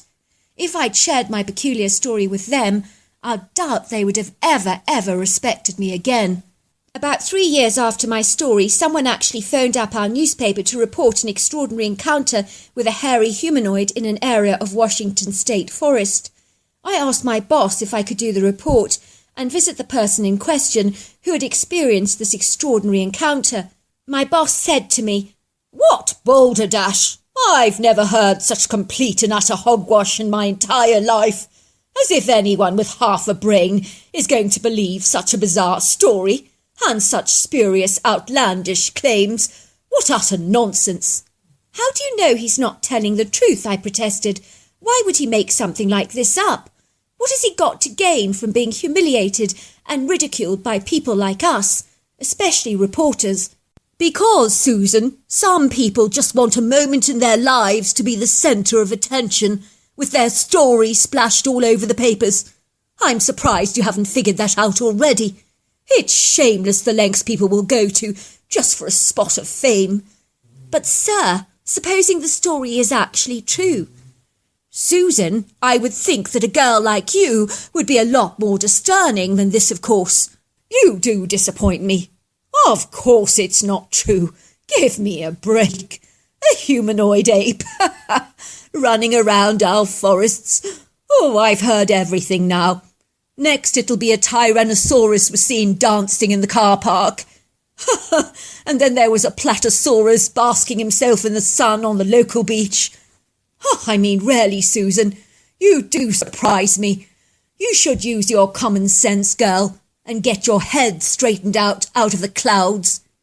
You see what I mean by a biased boss, who simply refuses to believe anything that does not fit in his perimeter of what he would deem to be an acceptable truth, because he simply cannot conceive or think out of the box like your listeners clearly can.